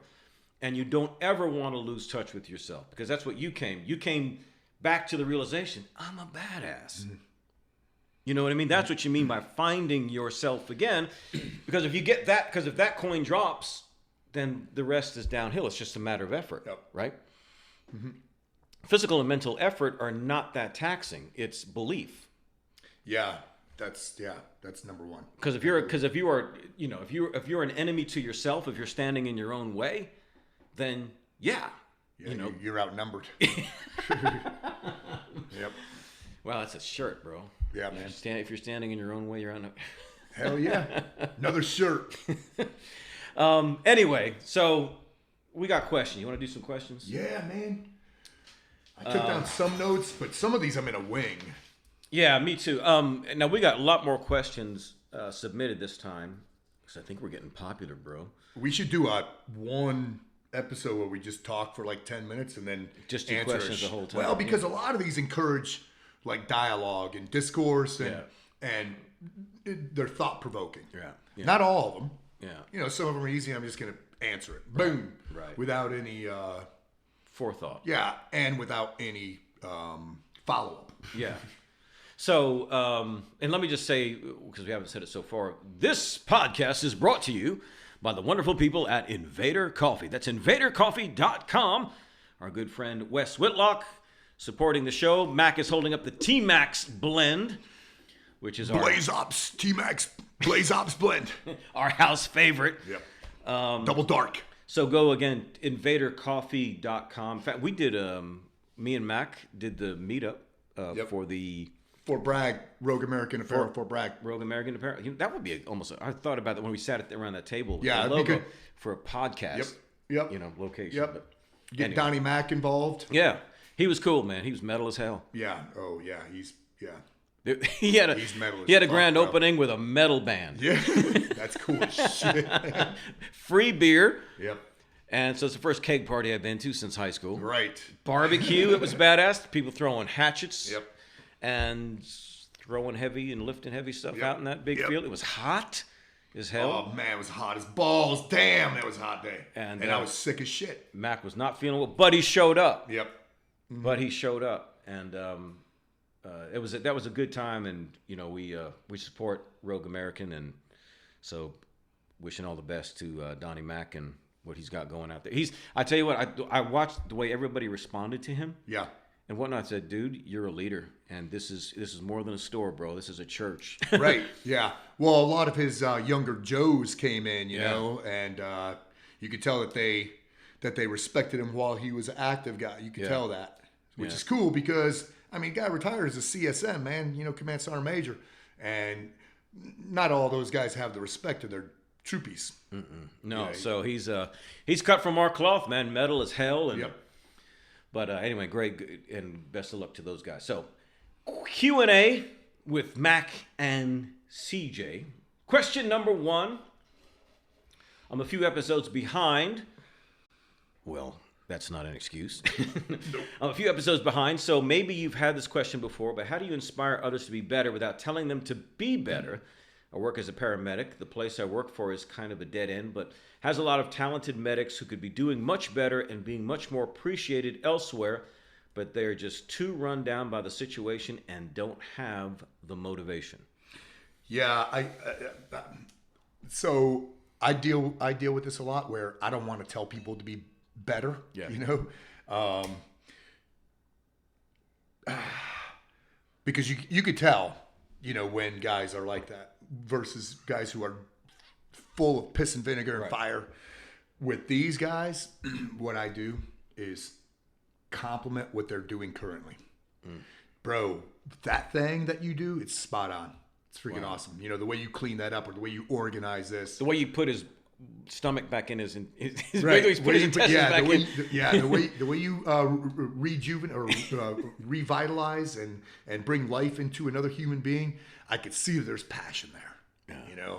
And you might not think it, but I could see that there's passion there. Right. That kind of thing. So just compliment what they're doing, because that might drive them up another freaking level. They might level up. Yeah. Because of that. That's a good, because that's kind of what we just said about Donnie Mac and the Rogue American thing. Is what was I was watching everybody respond to him. I said I just could see that they were a magnet to him for comfort, for everything. And first thing I said, dude, I just want to tell you, before I forget and walk out of here and not tell you, dude, this is so much bigger than a store. There's healing here, there's strength here, there's all this here. And that wasn't mine. Obviously he has a great attitude, but it's like, it's just your instinct almost as a coach to say, well, let's fire this aspect of it up. And I think that's a great way. In fact, outside of living the example, but obviously, this guy is living somewhat of the example in front of these other people, but it's still not getting them off their duff. And I think it's, how do you feel, dude, about just being more vocal? How do you we'll find the balance between, all right, let me be more vocal for the sake of keeping everybody fired up around me without everybody thinking I'm acting like I'm in charge. How do you separate that? I don't know. I gotta think about it. Because it's people think, well, who the hell? Good attitude resonates. It's contagious. When people see that you've got a really good attitude and that you're motivated, it's contagious. Yeah. The same thing applies opposite too. Right. Piss poor attitude resonates too negatively, and is contagious as well. So, like for this guy, if he's a good, I tell you, man, that compliment goes a long way. For instance, I do this, I call it like passive interjection. I came up with a term for it. Passive interjection. Yeah, where you're agreeing with somebody even though you disagree. Okay. Kind of thing. I've had guys on the range, I think I mentioned this in a podcast once, where they're in their 30s and they're overweight, for example. And I watch the way they move, because I have a lot of moving when I'm teaching guys, a lot of moving stuff. And I'll tell them, I say, hey, bro, you got good feet under your body. Start with that compliment. You're a man of much area. Yeah, no. What I tell them is, I can see that there's athleticism there. You got good feet under your body. You move well. You got great kinesthetic awareness. Right. Were you an athlete or something like that? Yep, I played football. Tennis or whatever it is. There's always, I could tell. Right. I could tell what an athlete looks like when he moves. Right. And then I'll say, man, imagine 30 pounds lighter. Right. I'm not going to say 70 pounds lighter, right. But just take it, imagine 25 pounds lighter, and they'll go, yeah. And then tell them, because, as you're not thinking about it now, but you only have so much of that cartilage in your body. And then you don't want to get into a vicious cycle of events where you start getting hurt and then you gain more weight. Yeah. Oh. But you know what? Those guys, I'll see them a year later, and they'll be 50 pounds lighter. How about that? Yeah, because if they lose 25, they're not stopping at 25. Right. Yeah. Well, the thing is, too, you have to tell them, dude, you move well. You move like a jungle cat. But throwing that compliment out at them, really, to me, that opens. It gives you permission to give them some critical, right. Yeah, some criticism. Yeah, because they're going to open themselves up. Right. Now, at some point, if some people just need to get the hell out of the mix because they're just not going to change their attitude, so don't worry about them. Gravitate towards the ones who do respond. But I think what Mac is saying is that's the essential, and I think that's a brilliant way to go about it. Is compliment them, because it does. It's got to be delivery is important. Yeah. it's got to be genuine compliment. It's got to be genuine. You have to really, you have to know it for a fact. Like when I compliment somebody, I know it. Yeah. I know what I'm seeing. Like I know that guy was an athlete. Yeah. I know it. Yeah. It's not going to be fake. I'm not going to, say, you're fast. You move good. It's not going to be phony. Right. Love your shirt. Yeah, right. Okay, number 2. I know you get this question a lot. Mac, I'm trying to find a good pair of pants that I can train in, ruck, lift, run, and also use for daily wear. What do you recommend or use that doesn't make it look like it's coming straight off a 511 shelf or out of a surplus store? I just had some guys send me some stuff from Tactical Distributors. And I think the pants are called Carlos Ray. But anyway, Tactical Distributors, they have a bunch of stuff, and man, the pants are comfy cozy. Are they? Yep. I got a summer pair and a winter pair. I've been wearing them and loving them. What's the difference between a summer and winter pair? Just the thicker light, thicker. Yeah, the thickness of the material. Thermal. Yeah. Okay, number 3. Not metal, but top 3 Johnny Cash songs. You know what? So it's funny when he said not metal. So on Liquid Metal. Yeah. I'm a big Liquid Metal guy. Sirius XM. Jose Mangan's a buddy of mine. And I love all those guys on there. They're really good. But there's this one guy, Ian Christie. He does. Yeah. He's an encyclopedia. Yeah, man. But he does. What's the show? Roots. Bloody Roots. Bloody Roots. Yeah. And one day he did Bloody Roots and he played a Johnny Cash song. And it was 13. Man. Wow. And I forget the reason why, but anyway, so I started listening to 13. I went, oh, dude, that's cool shit. It's dark, and it's. Yeah. So mine are 13, 1, and Hurt. Okay. Yep. Yeah. My top 3. Yeah, I would be going from least to number 1. The least, or the third one would be Ring of Fire. Yep, of course. And then number 2 would be what's the Folsom Prison? Folsom Prison. But number 1 is When the Man Comes Around. Yeah, right. Remember that song? Yeah. Yeah. So it's kind of it's got that biblical theme. Not that that's, but I just think it's a badass song. And the first time, in fact, I had heard that song, it was put to actually military footage. Oh, cool. So When the Man Comes Around, payback time. So, but it's kind of funny, dude, how Johnny Cash is sort of it's almost trendy to be. To pose yourself as cool by wearing a Johnny Cash shirt or a Nirvana shirt or whatever, which doesn't mean jack squat to us. Nope. You know what I mean? You show up with a freaking Lamb of God shirt or a Hatebreed shirt or something like that. That'd be, which, and by the way, our Mashiach guys put out a video today. I listened to that too. It's pretty good, man. Dude, Mashiach. that is a clean. It's a really clean, no frills. Yeah. Metal tune. Yeah. I wish for good things. Yeah. For them, I'm hoping. People ask me all the time, "Hey, who's new in metal?" Yeah. And I go, because some of the new ones, I'm not digging them. Now the thing is with Mashiach, they're not young guys. Right. But they're kind of new in this scene, right? Right. Yeah.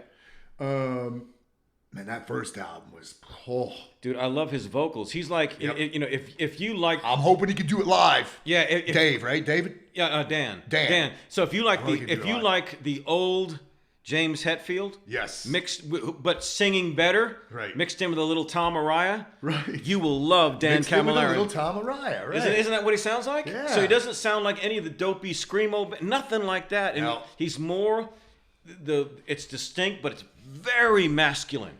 Yeah. Very masculine. Right. It's good. That tune is good. Yeah. What's the name of that tune again? So the guys can look it up. It's bloody something blood. I know there was a lot of blood in the video. So pouring over. In fact, let me go and because we told them we would be supporting them. Bury the Bodies. Bury the Bodies. Yep. Mashiach, and Mashiach spelled MESHIAAK. Yeah, which means Messiah. Yep. In what is it, Hebrew or something like that? Yep.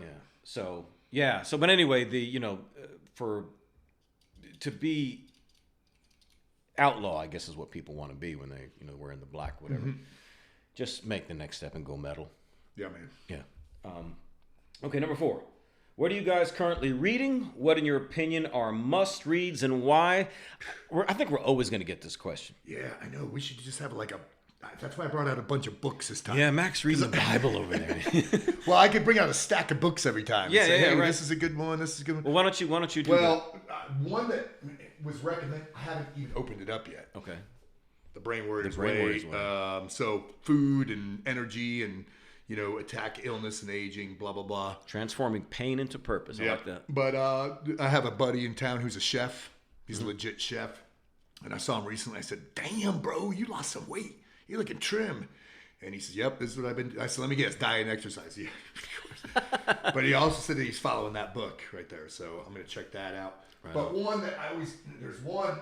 I read sports psychology and how the brain works and shit like that. So this is one of my favorites. The brain, the talent code. Yep. Yeah, it's one of my favorites. Greatness isn't born; it's grown. Very good. So very good. I would call it a. Yeah, I read that. I read that Mind Gym one. Yep. What's the one on the bottom? Tribe, man. I love that. You would love this. Oh, really? What is that about? Trust me, you'd love it. Homecoming and belonging. About human beings, basically. Okay. Yep. Okay. Yeah. No, I think I saw an interview with that guy. Yeah. Okay. Yeah, it's cool, man. Yeah. My list. It's almost pointless to even talk about it because I'm always reading several things at the same time, and a lot of it is professional oriented. And so, but then when I do read things that are more info based or whatever, it tends to be more ancient. So like I'll read the saints, I'll read philosophers, I'll read historians and the like. So you know that stuff too, bro. That's why I keep reading, right? But one thing I will say about this is that what Mac just said there is important. I think sports psych is a great way to attack the issue of self-improvement because it's performance-based. And these are people who have to make something work. They have to set themselves up for daily achievement, and which is what everybody needs to get into. This is why it's so much more important. The University of Badassery is about a different level of things. Like my mental motivation stuff, reaching the masses it's more like church. It's more like, people getting over just crap. Whereas what we're talking about, get over crap, but so that we can get to performance. And when you get into performance and leveling up in every area of your life, becoming totalistic in your mentality, that requires a different kind of psychology. So I think sports psych is another good example. In fact, I heard the other day a great interview. This one comedian, he probably recognized him. He does a radio show with this other comedian gal, and they had Jerry Seinfeld on. And so the guy he follows Jerry Seinfeld's recommendation about how to write comedy. Write comedy before you talk to anybody else or check emails or any of that stuff. Get in that creative space, knock out some stuff for, get your routines and stuff for a few hours. And so he's trying to explain to Jerry now. He goes, well, I got this radio show now, and that's first thing in the morning. So I just can't go right from this to being creative. So I'm kind of breaking the rules that you set out. What do you recommend? And so Jerry goes, oh, okay. Well, he goes, the first thing he brings up, he goes, I got this trainer, and he's a sports psych expert. And I love talking about sports psych. So he gets into how applying sports psych mentality to comedians in terms of creativity. So I think it's a great way to apply it. It works full spectrum. Yeah, that's sports psych. Another book you might be interested in is I can't remember his name now, but the book's called Relentless. Oh, right. Yeah, but he talks about the cleaners and the different kinds of guys like Kobe Bryant and Michael Jordan, et cetera. He calls them cleaners. It's just the different kinds of level of championship kind of mentality. So check that out. Question from Mac. I'm starting my training for the police in October and eventually aim to become an authorized firearms officer. As a UK listener, mate, it's hard for us to drill train with firearms even as a part of a gun club. Do you have any tips or exercises that would help me with weapons handling in such a strict environment? One of the things that I used to do is I invested in their training their plastic guns. They're not even replicas. They're blue and orange. You know what I mean? Right. They're hard, solid plastic. But you could buy those training, and they're meant to not look like a gun. Right. They're blue or orange. But at a minimum, you could, with your duty holster, do proper draw strokes and that kind of thing, and do proper presentation, work on that grip, work on the trigger finger placement, work on sight alignment. And so you could dry fire without even dry firing with one of those plastic guns. That's a real easy way. Now, if you have, of course, ultimately, would be to dry fire your real duty gun. And whenever you dry fire, they have to be meaningful repetitions. You can't just go through a motion. You want them to be meaningful. You want to think about them until you don't have to think about them, until you could work at a level of mushin. That's one of those martial art terms. So thinking without thinking. It's very Bruce Lee-esque. But I would invest in one of those plastic guns. They're training guns that they're designed to do like combatives and stuff with, so you're not using a real gun. So there's no danger of having a negligent discharge or damaging your duty firearm. And then, watch a couple of credible YouTube videos like the ones I got up, for instance, that talk about fundamentals.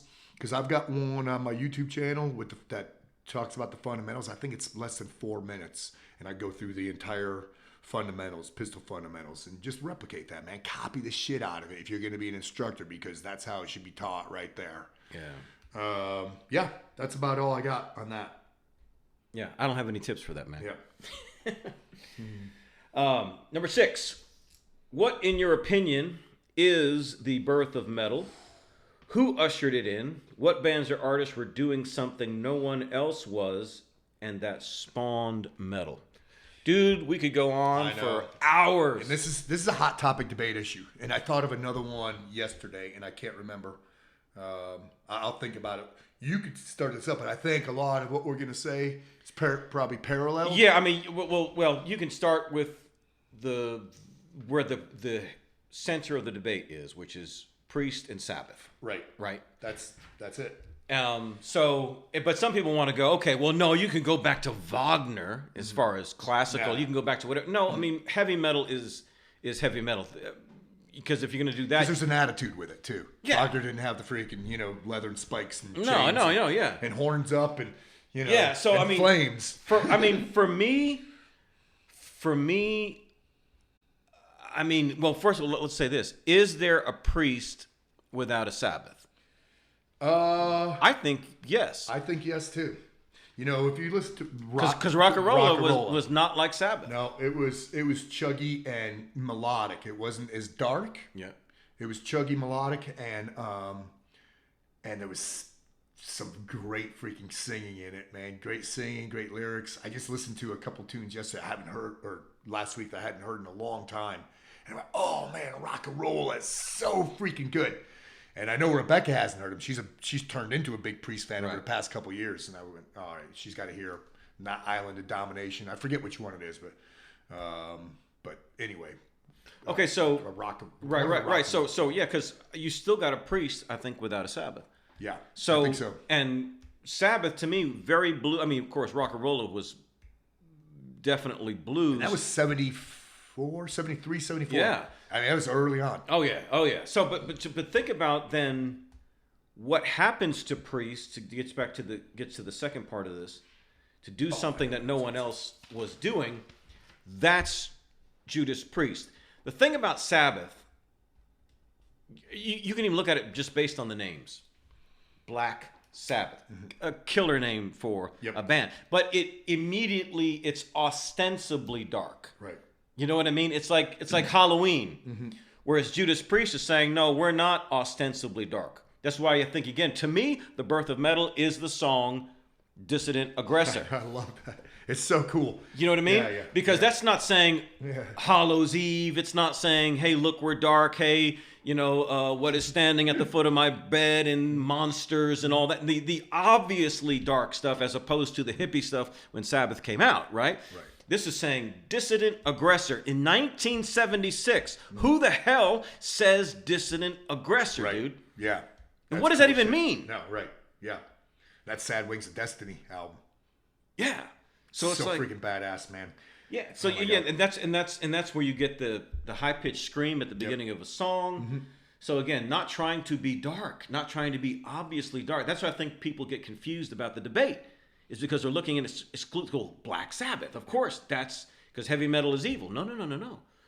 You go to show me evil in Screaming for Vengeance. Right. It's not evil, dude. It's cool. It's rock and roll. It's metal. Electric. But it's not evil. It's electric. I'm made of metal. Yeah. My circuits gleam. Right? I am perpetual. So you think about it that way. It's like, no, it's we're purging it of the obviously dark themes. We're not trying to say 666. None of that stuff. It is purged of the blues. There's no blues by the time you get to the Priest later albums. So you want to talk about innovation? Yeah. That's the most innovative time right there. And which is why I think you have to applaud the balls of Pantera in the 90s. Right. Because Yep, they're one that I was going to talk about. they went back to that, and at the end of the last album is Reinventing the Steel, which was a badass. clear throwback to they were to British Steel. Yep. They were reinventing this. They were going right back to where they started, British Steel. Yep. They didn't say Sabbath. Right. And that's no diss on Sabbath. No. That was the first album I ever bought. I told you Yeah. that. Yeah, I still have it. It's on my shelf. Yep. Paranoid. First album I ever bought. I was 14 years old. Quarter yard sale. I still got it. Still got that album. So what do you is the Metal Council here agreed on Oh yeah. the birth of metal? Hell yeah. 100%. 100%.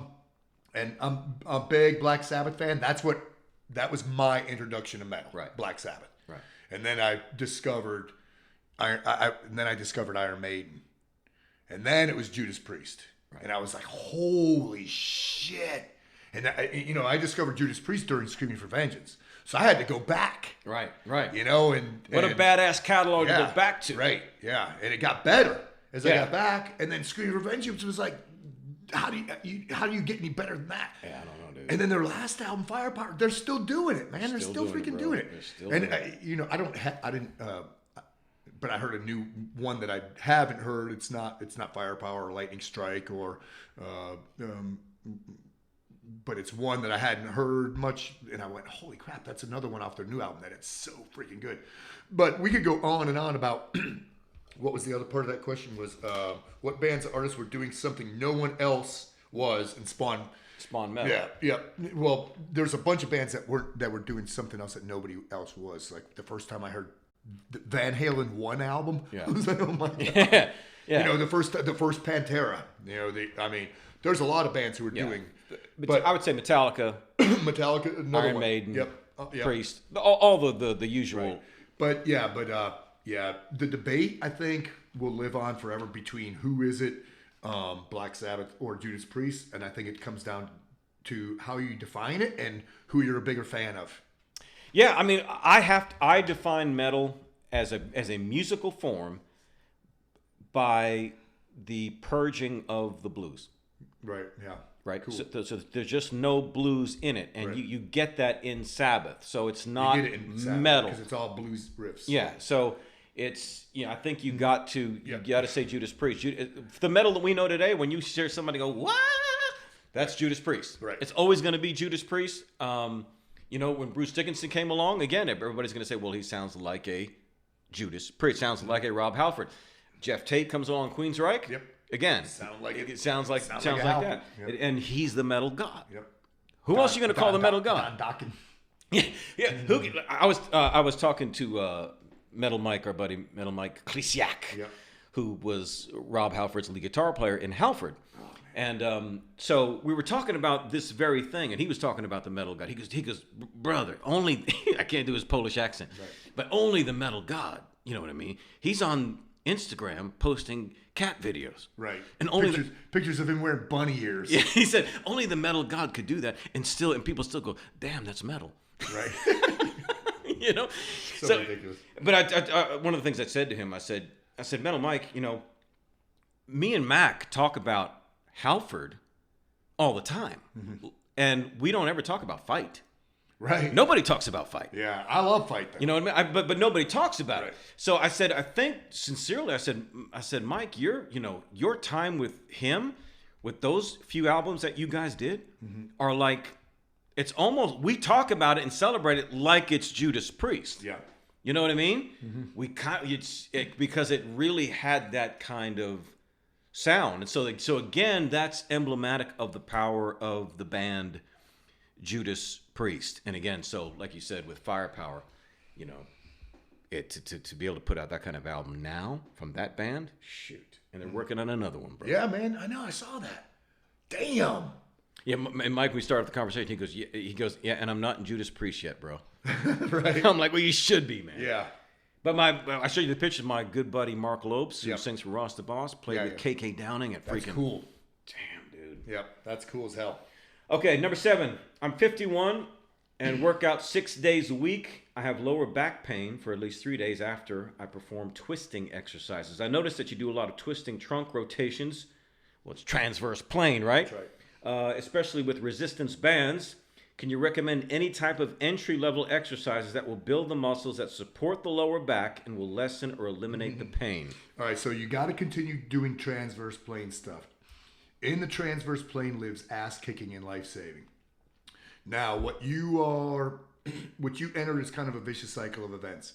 You're having lower back pain because your back is weak.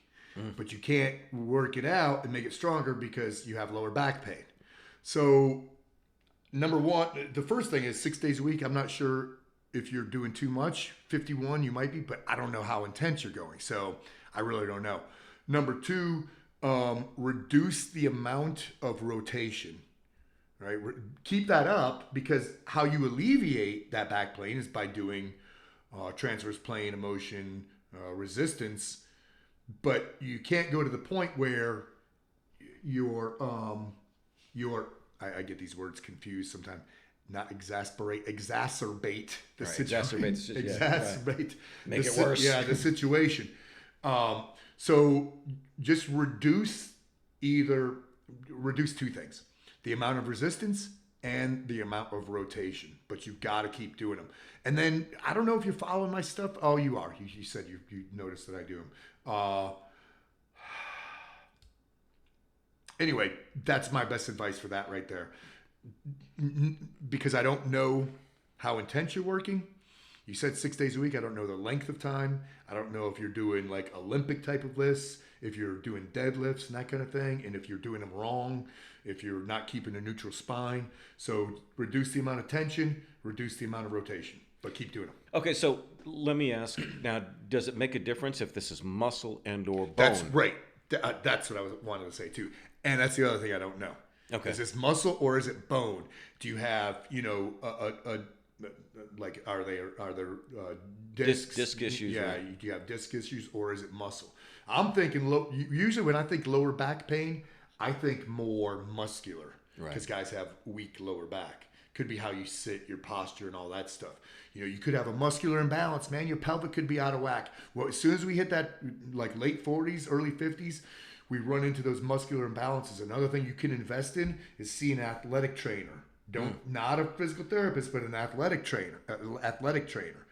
Because they know that stuff. They know how to fix that shit, man. They know how to go to the source and fix it, tell you what you're doing right, what you're doing wrong. And they'll be able to identify what hurts and why it hurts. Is it muscle? Is it bone? Blah, blah, blah. Gotcha. So they could potentially strengthen something down there. Right. Okay. Yep. Yeah. Yeah, that or, bro, you're going too heavy in the bedroom. Kind of back off from that, man. Dude, that's never hurt me, man. It's never hurt my back. You never threw your pelvis out, No, man? No. That's a whole different kind of bone. Yeah, man. That's right. Okay. Number 8. First off, I love the show and all you guys do. Thank you very much. Rock and roll. My question is, what do you guys think of Black Label Society? I'm very opinionated about this. Oh, really? Yeah. All right. Well, I love Zakk Wylde's style. His style. I don't know about him as a person because I've heard different shit. Right. But the guy's a freaking true musician. I mean, he plays all of the instruments, something like that. And I love his style. When he was playing with Ozzy, man, I love those artificial harmonics. Those woo! Yeah. I think that is cool as hell. And that's kind of a signature. You could tell what songs that Zakk Wylde played on with Ozzy based on that right there, his style. And then as far as the band goes, I really don't know him that much. I just think it's Zakk Wylde. Yeah. And then I have who doesn't love that song Stillborn, right. Or tunes like that. They're just they're cool, man. I think the tunes that I love by them are cool as shit. That's all I have. Yeah, I mean, I love the album Blessed Hell Ride. Yep. And the reason why I'm opinionated about it is because this question comes up so many times. And I'm thinking, Zakk is being judged improperly. You're judging him like you're judging every other musician or band, instead of looking at the total aspect of who Zakk Wylde is. I can't find anybody with a monster work ethic like that son of a gun. Dude, he is relentless. He was just in, my buddy was just like, dude, are you going to be in Dallas? I went to Dallas a couple weeks ago. And so a buddy of mine said, dude, are you going to be in town on this particular Tuesday? I said, no. He goes, oh, damn, I got tickets for Zakk Sabbath. Oh, cool. So, I mean, if he's not doing Black Label, he's touring with Ozzy. If he's not doing that, he's doing Zakk Sabbath. Yep. And then he's selling coffee, or he's running Wild Audio or whatever. And it's like, dude, there's no off switch with this guy. So it's like, cool. So it's one of those things where it's like, man, I gotta, I don't follow Black Label Society. I'm not into the chapter thing and putting on the matching jackets and that kind of crap. But outside of that, dude, he's one of the champions of music and everything. Because just the way he talks about other musicians. Mm-hmm. He was like Father Al Di Meola, right? Father Steve Vai. Yeah. You know what I mean? Or when he talks about Ozzy, dude, he's just. Well, everybody else has a falling out, like Vivian Campbell had a falling out with Dio, and Dio had a falling out with Tony Iommi, and all these people have falling out. Zakk, who was asked to leave the band because of his situation, whatever, still he refers to Ozzy as dad. And when he talks about, Ozzy's like, you don't fucking tell Ozzy what you're going to do. Ozzy tells you. You know what I mean? He's the boss. He's the boss. So just the way he creates that culture of respect and whatnot. Yep. That's the total Zakk package. And when you're doing that, it's like, dude, I don't criticize that. You know what I mean? But as far as a severe connoisseur of the music, I can't say I'm I know every. No, me neither. I mean, I love it, but I'm not. It's not top of my playlist. Question number 9. If you guys could have any guest on your podcast, who would it be? Zakk Wylde. Yeah. Actually, he'd probably be a great guest. I tell you that, I went with realistic. Okay. Guy who we could actually get. Right. Okay. I didn't say Ozzy, or something like that. I said our buddy Jose Mangan, man. I think so. I think Jose would be a great guest. For a couple, number one, he's metal as fuck. He's probably the most metal dude I know. Right. Number 2, there's more to him than, the guy was a pharmacist and stuff like that. He went to school. He's got an interesting upbringing, and the guy's got such a positive message, man. He is a positive freaking dude. He works his ass off, and I don't know. I like him. It was hard to answer this question because you would say, well, it's a wish list. Well, then we can put, with Jesus or whatever, The metal god, Rob Halford. Rob Halford. And so to me, it's like, okay, well. Because we can't have Jesus, we'll have God. Yeah, exactly. We'll have God. We'll have his dad. So it's like, okay, well, then, you start thinking, okay, well, what can we do realistically? Well, for me, it would be like, I want to get to the place where we have, like, Dee Snyders and... Yeah. That kind of well-known, but not like you need, because you're never going to get James Hetfield to stop long enough, Well, I want guys with depth too, Yeah. like both of those guys have depth. They have a message. They have, they've lived a freaking life, and they could contribute substantially to a show like this because they've got really good positive messages too, But I kind of take this as a bit of a challenge, dude. Yeah, man. No, we want to get to that place where we do. Like, I think we get Jose. Oh yeah. Yep. We can I'm gonna ping him, man. buy him off with tacos, bro. That's right. Yep. Tacos and tequila. Hell yeah. Number 10, Pat.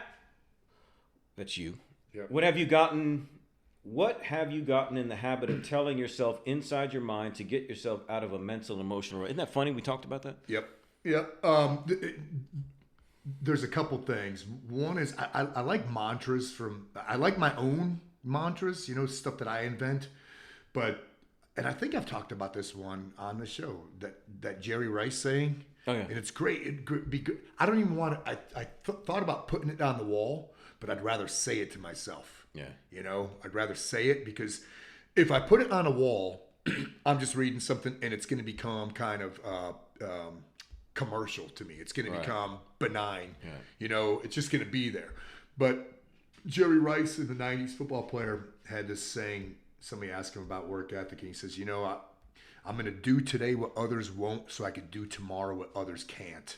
Boom. Yeah, man. Put that in your fucking pipe and smoke it. When I hear, anytime I say that to myself, I get goosebumps. And I think that's what I'm going to do. Today. Unquestionably, probably the greatest wide receiver of all time. Yeah, I'm not a football guy, but you run like one. Yeah, man. I run like a scalded ape, man. I run like a jungle Tell cat. me about, because I always meant to ask you about that, because every time I watch your sprint, you are low to the ground. Yep. And that stride is... Yeah, I love sprinting. I don't run anymore. Like, I don't pound pavement, but I'll still do sprints.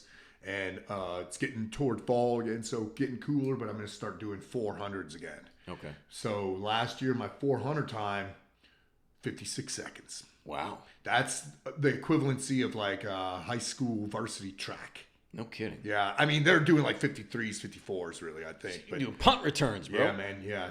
But, I love sprinting. What did that have to do with? Were we talking about sprinting? Oh, no. I will do today what others won't, so I can do tomorrow what others can't. And then the other one is, I look back on when I was in a dark place and reminding myself that I won't be defeated again.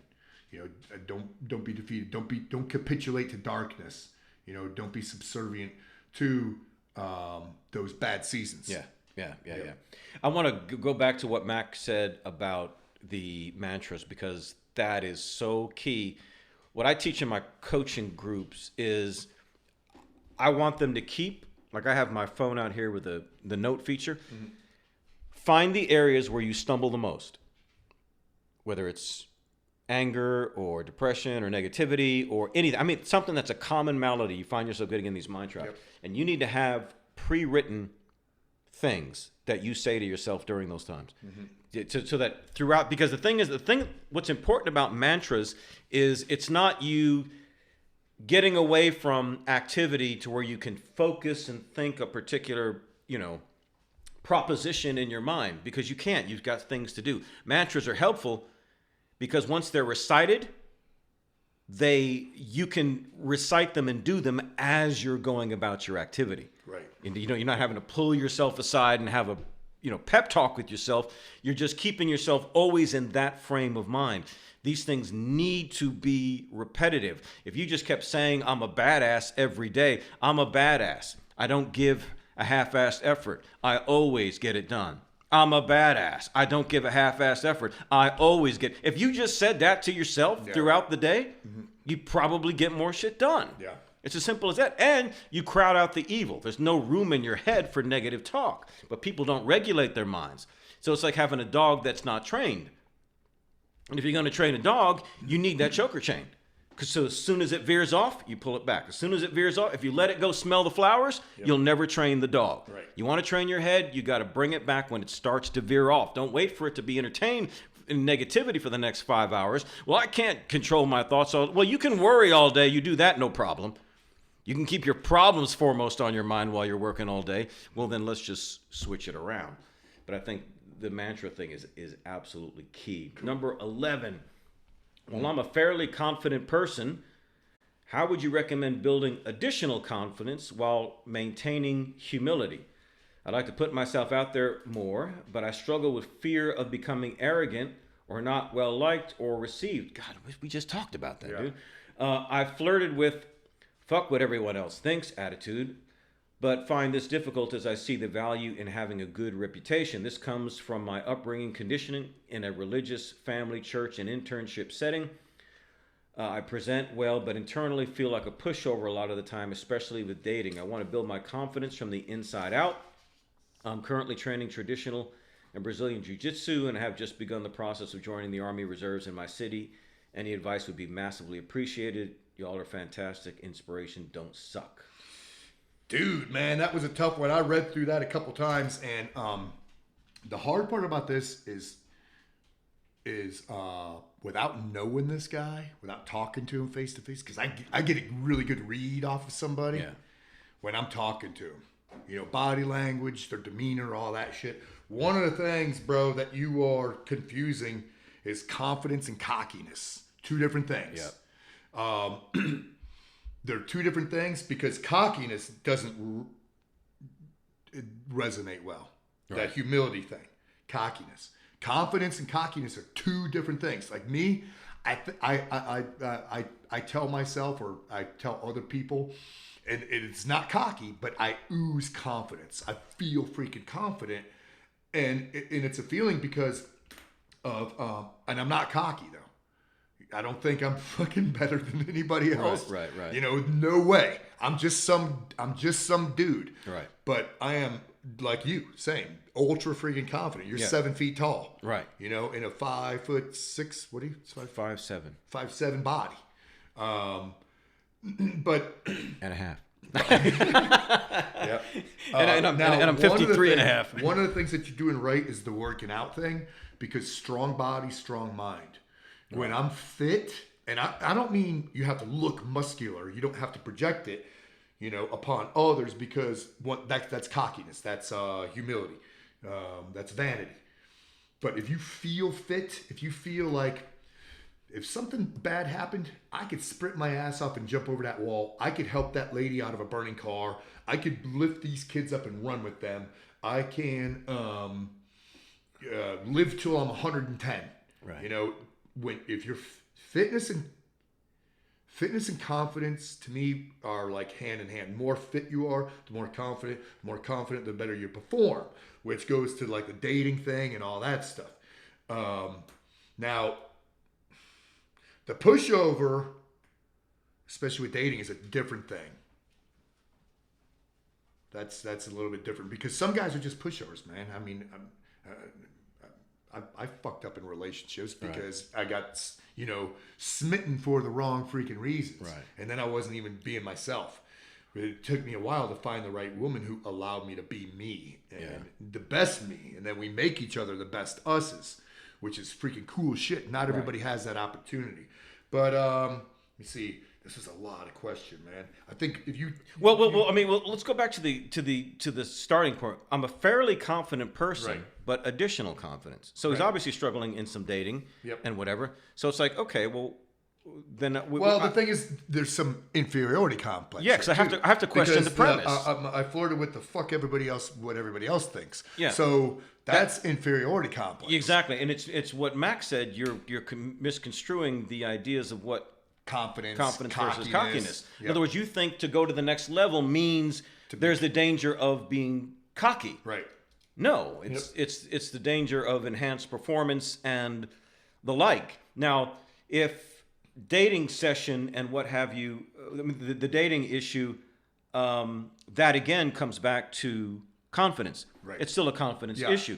And here's the thing: is I think people misunderstand where the appeal is with others. Think about the people that you like, whether men or women. Think about it's not the things that you think you need to put on to be appealing to someone else.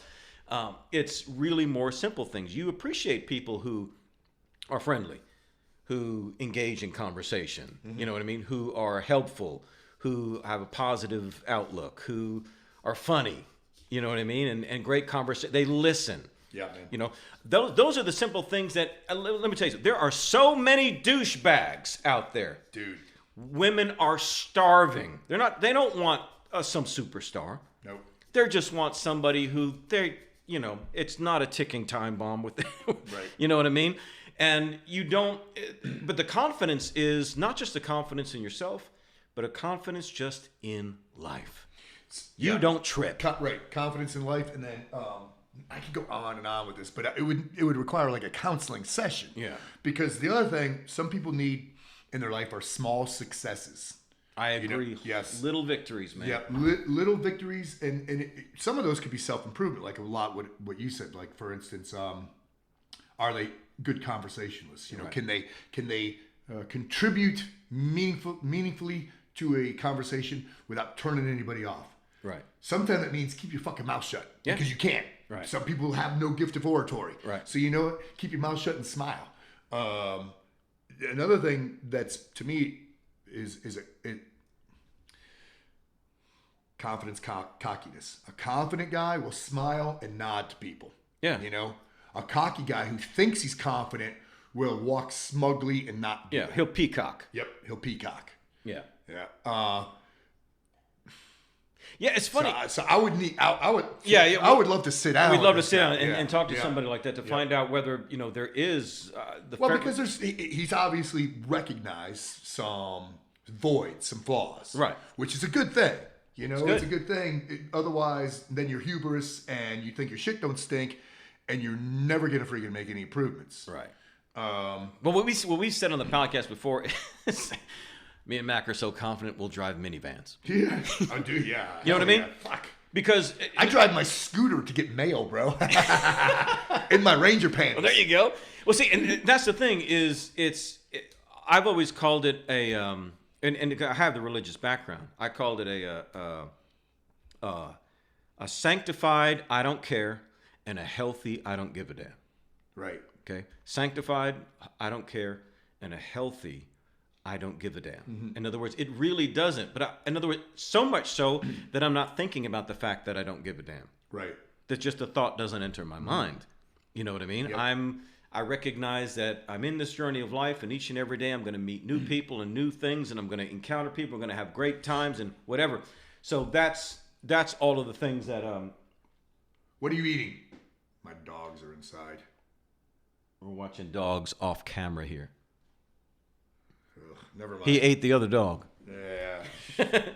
But anyway, She's probably got to compare my reading glasses. so I mean, we see this online, Mac, where people literally post, "I have 0 fucks to give," and all this kind of stuff. It's like, It's no, so lame. if you have to say that, Right. then we know you care. Yes, then you have fucks to give. Because the person who honestly doesn't.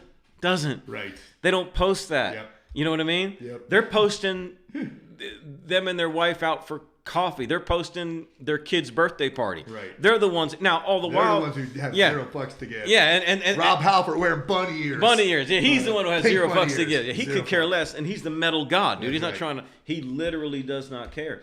So if anything, to our brother out here, is relax. You know, relax, bro. It's man. this is all a process. It's an incredible journey we're on. Walk with us, man. We'll walk with you through this whole thing, and stick. You know, I keep wanting to say this throughout this podcast, but me and Mac are just talking about some things that could be coming down the road, which would help bring maybe some of you guys a lot closer to us, especially with working with Mac, where we could have a greater interaction than just Instagram and this podcast. So you guys, stay tuned for more information about that. But just recognize that we want to see greater development in the, from the people we hear from. So we'll be able to get into more detail about something like Max says. It would be helpful to have more information. Number 12, for Mac, what would his advice be for someone who wants to go 11x and become a Ranger and then screen for Delta as the ultimate goal? My advice is... You want to answer this do first? it. It's easy. Yes. That's Yes. my advice. Your advice is yes. Go for it. Well, it's yeah. Now, what's 11X? It's basically infantry basic training. Okay. Yep. It's entry level training.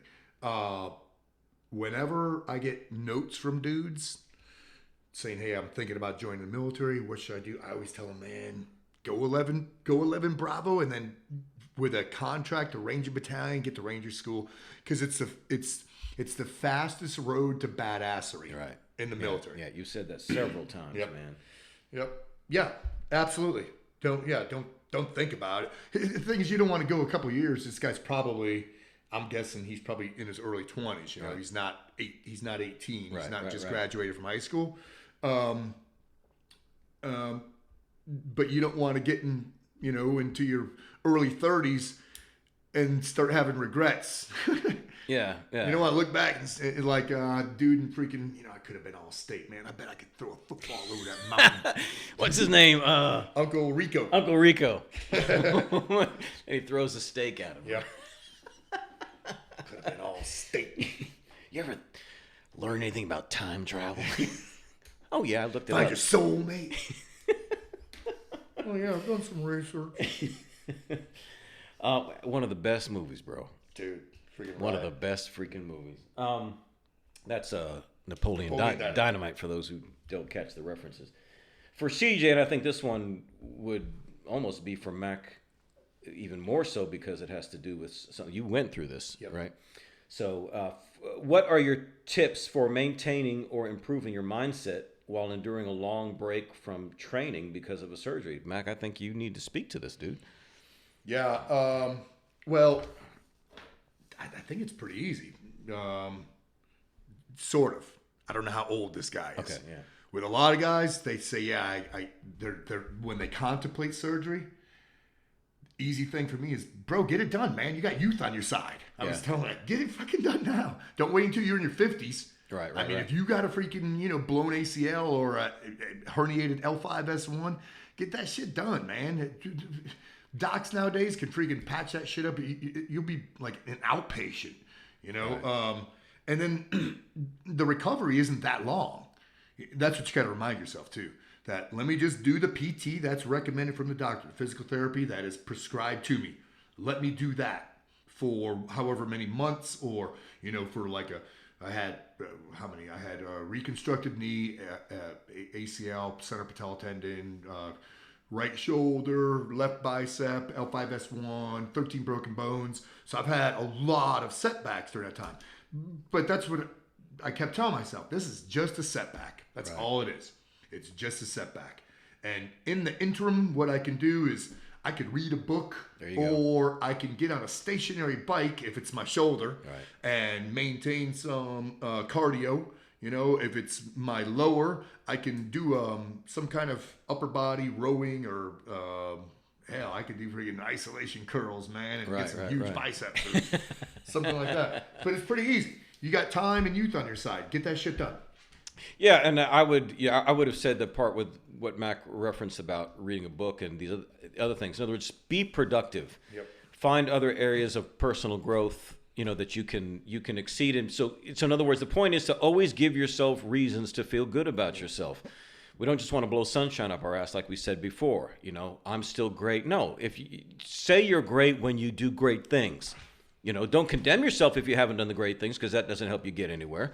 But start giving yourself, say, listen, I'm going to read 4 chapters today in this, and I'm going to start learning this. And there's online stuff you can do. You can take courses in God knows whatever, right? And just do that, because you'll be able to say, look at all I accomplished, even though, I had this physical setback. And so the mindset is just the most important thing for a healthy mindset is to keep busy. Stay productive, do things that challenge you. Weight on the bar is good. Put weight on the bar when it comes to the mind too, so that you grow. Read things that are just over your knowledge level and experience. Don't just subscribe to the same old stuff and get reinforce your values. Do things that challenge you to grow. Cool. Amen or oh me. Yeah. Well, that's it, Mac. Yeah, man. That's badass. Okay, so again, The University of Badassery podcast is sponsored by Invader Coffee. Now, Mac also has carefully placed product placement here. What is this thing you got? What, Killcliff? Killcliff. Yeah, Killcliff. Drinks for warriors. Yeah, man. So and this is a recover. So they have an Ignite. Yeah, I think I've seen that one. And yeah. they're clean, man. They're clean. You know, like they're clean drinks. They don't have a bunch of crap in them. But yeah, man, I'm a Killcliff fan. I've been doing a little promo for them, but they need to be. Yeah, they need to be they're not show sponsors yet. Not yet. Hint, hint. It's been out here the whole time. Check that out. But subliminal manipulation, right there. Exactly. So, finding us online, Mac, your website. So I'm at tmaxinc.com. I'm also at combatstrengthtraining.com. I'm on Instagram at tmaxinc. My YouTube channel is Pat Mac. For me, you can go to metalmotivation.com, and from there you can find links to my coaching group, as well as my store. If you want to just go directly to the store, it's Metal Motivation Store. We both have our own line of gear. And like I said, we'll be doing, and on Instagram, it's at Metal Motivator and Metal Motivation on YouTube.